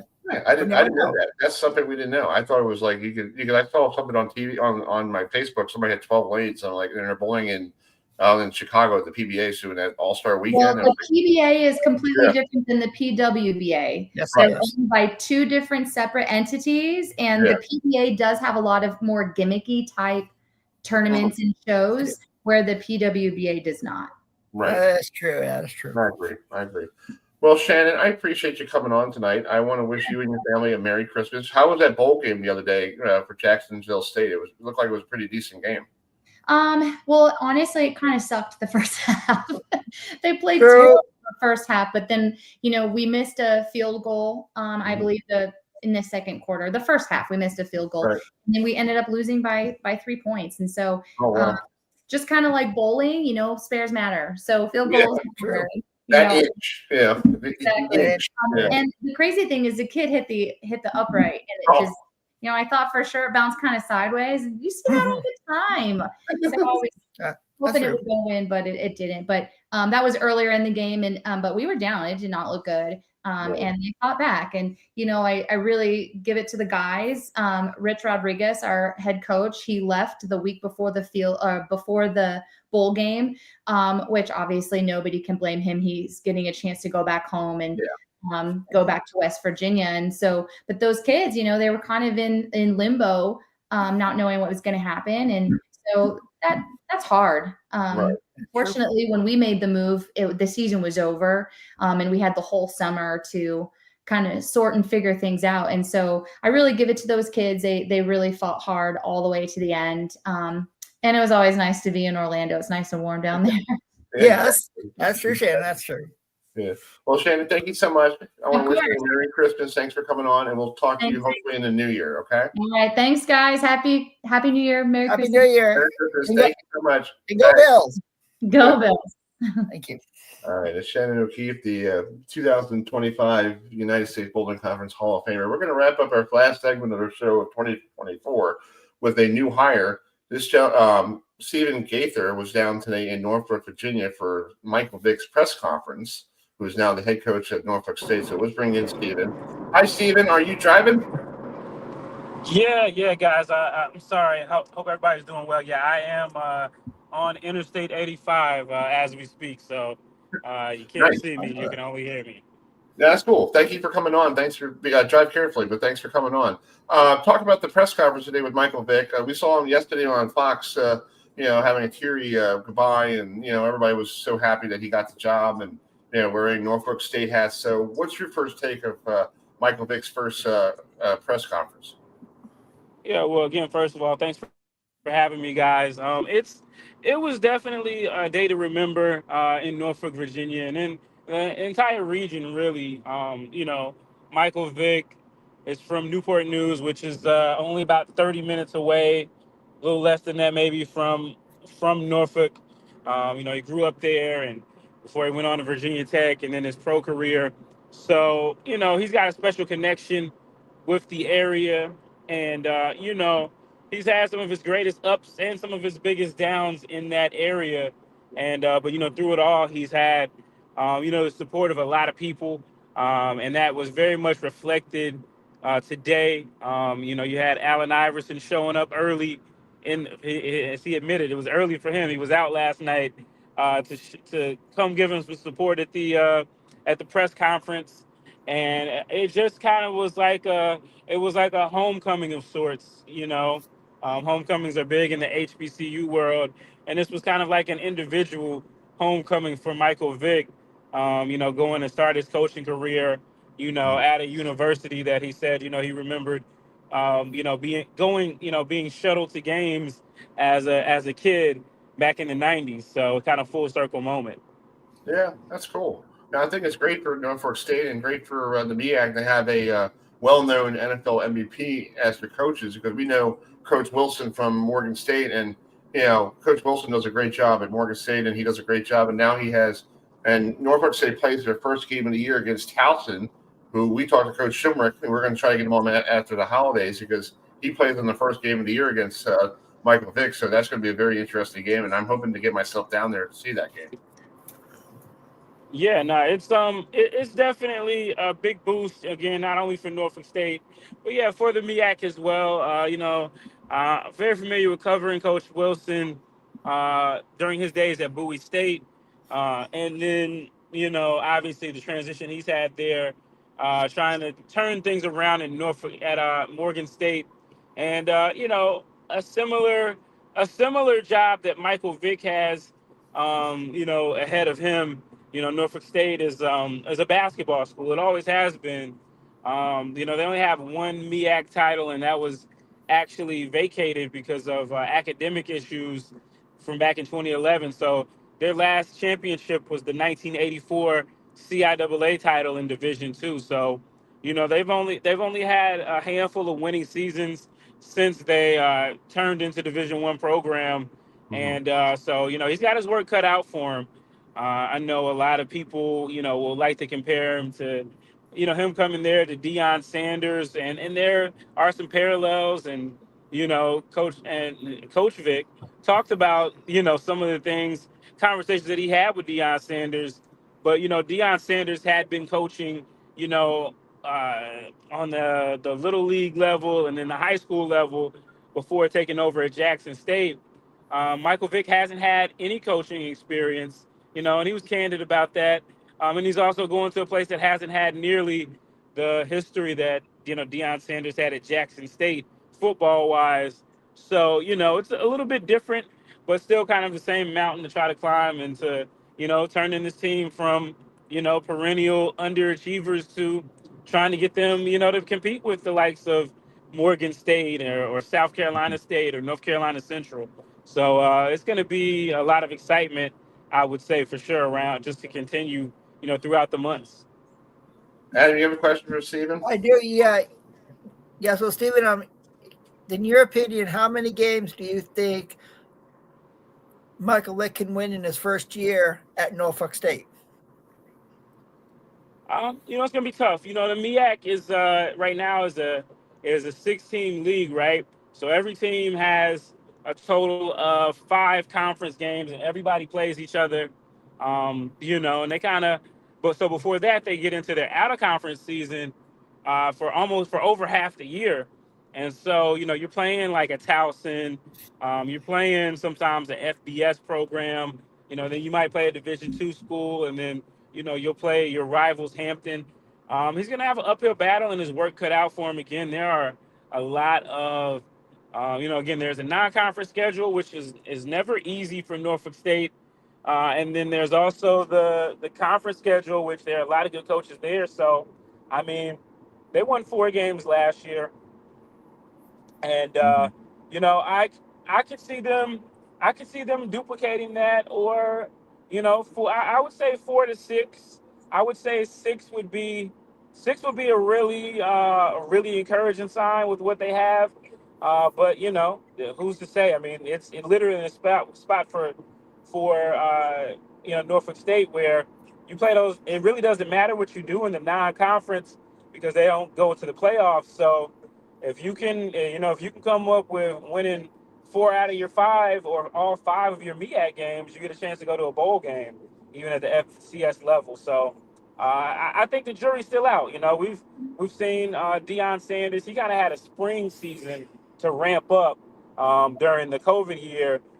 They went, I think, maybe 3-3 in that year, and then the next year, and then later that year, when Shador came, they went undefeated and won their conference. So I think realistically, anywhere from 4 to 6 is very realistic. If he gets more than that, great. If he gets less than that, people will probably still kind of give him time because he is Michael Vick.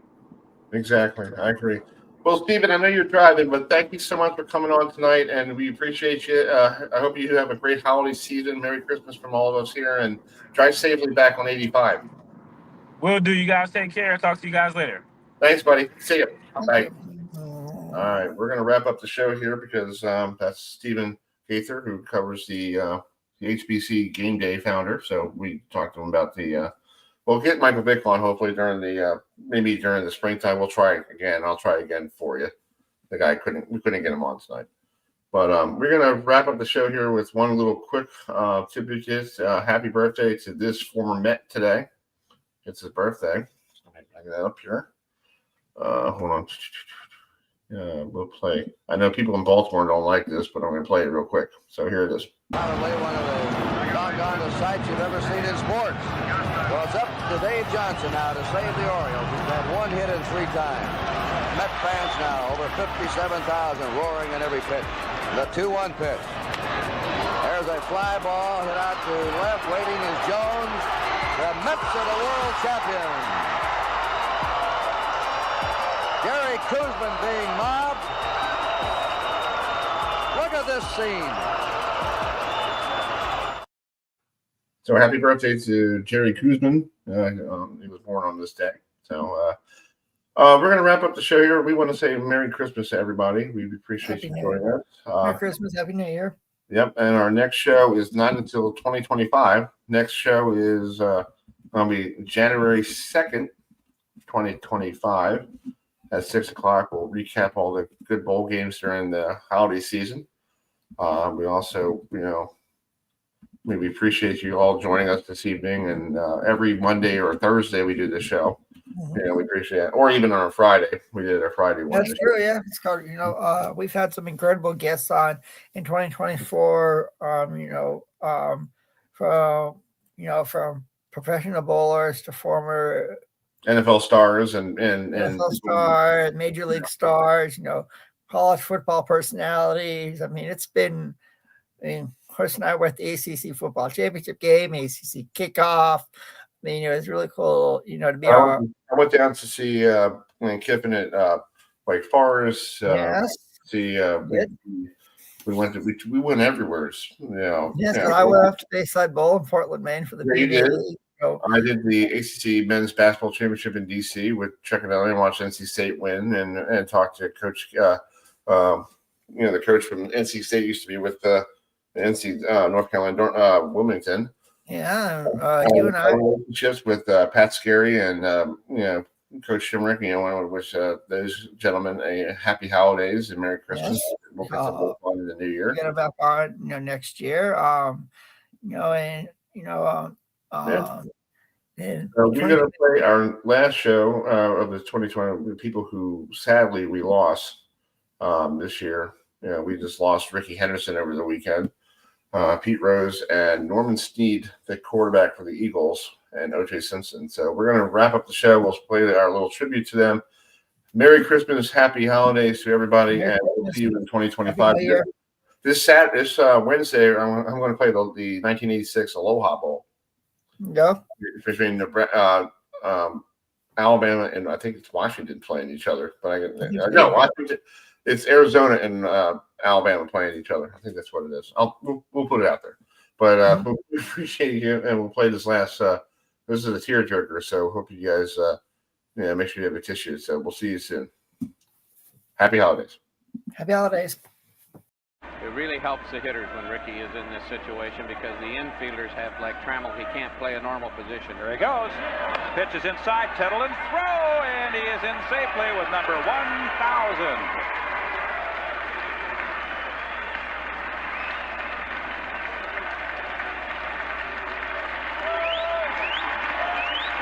Well, the fans recognizing the milestone that Ricky Henderson has just reached. He wants the base. Can't blame him for that. Of course, we'll have to charge him for it. He can have it, but we'll have to charge him about it. What do those go for? $100 or something like that? Will you remember me? Don't let your life pass you by. Weep not for the memory. I'm so tired, but I can't sleep. Standing on the edge of something much too deep.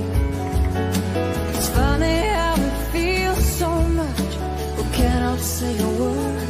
Though we are screaming inside, oh, we can't be heard. And I will remember you. Will you remember me? Don't let your life pass you by. Weep not for memories. Decade, still another Heisman Trophy winner. O.J. Simpson of USC had to be the runner of the decade. With the Buffalo Bills, he did something that no other man has ever done in the history of pro football. He gained more than 2,000 yards in a single season. And O.J., wise man that he is, will remember it. I think my number one highlight was probably 73 to 2,000 yards. Right before the game ended, I was in the locker room all by myself, and I had an almost metaphoric feeling in there, that I had finally made it after those first few rough years in Buffalo, and I realized then that no matter what I did, or no matter what records I had, they'll all be broken one day, that I will always be remembered for being the first guy to go over 2,000 yards. And here comes the main attraction. And they're on their feet. Rose walking toward the plate. The most famous number 14 in the history of this game. And trying to make history right here in the first inning tonight. He levels the bat a couple of times. Shao kicks and he fires. Rose swings. There it is! Get out! Get out! All right!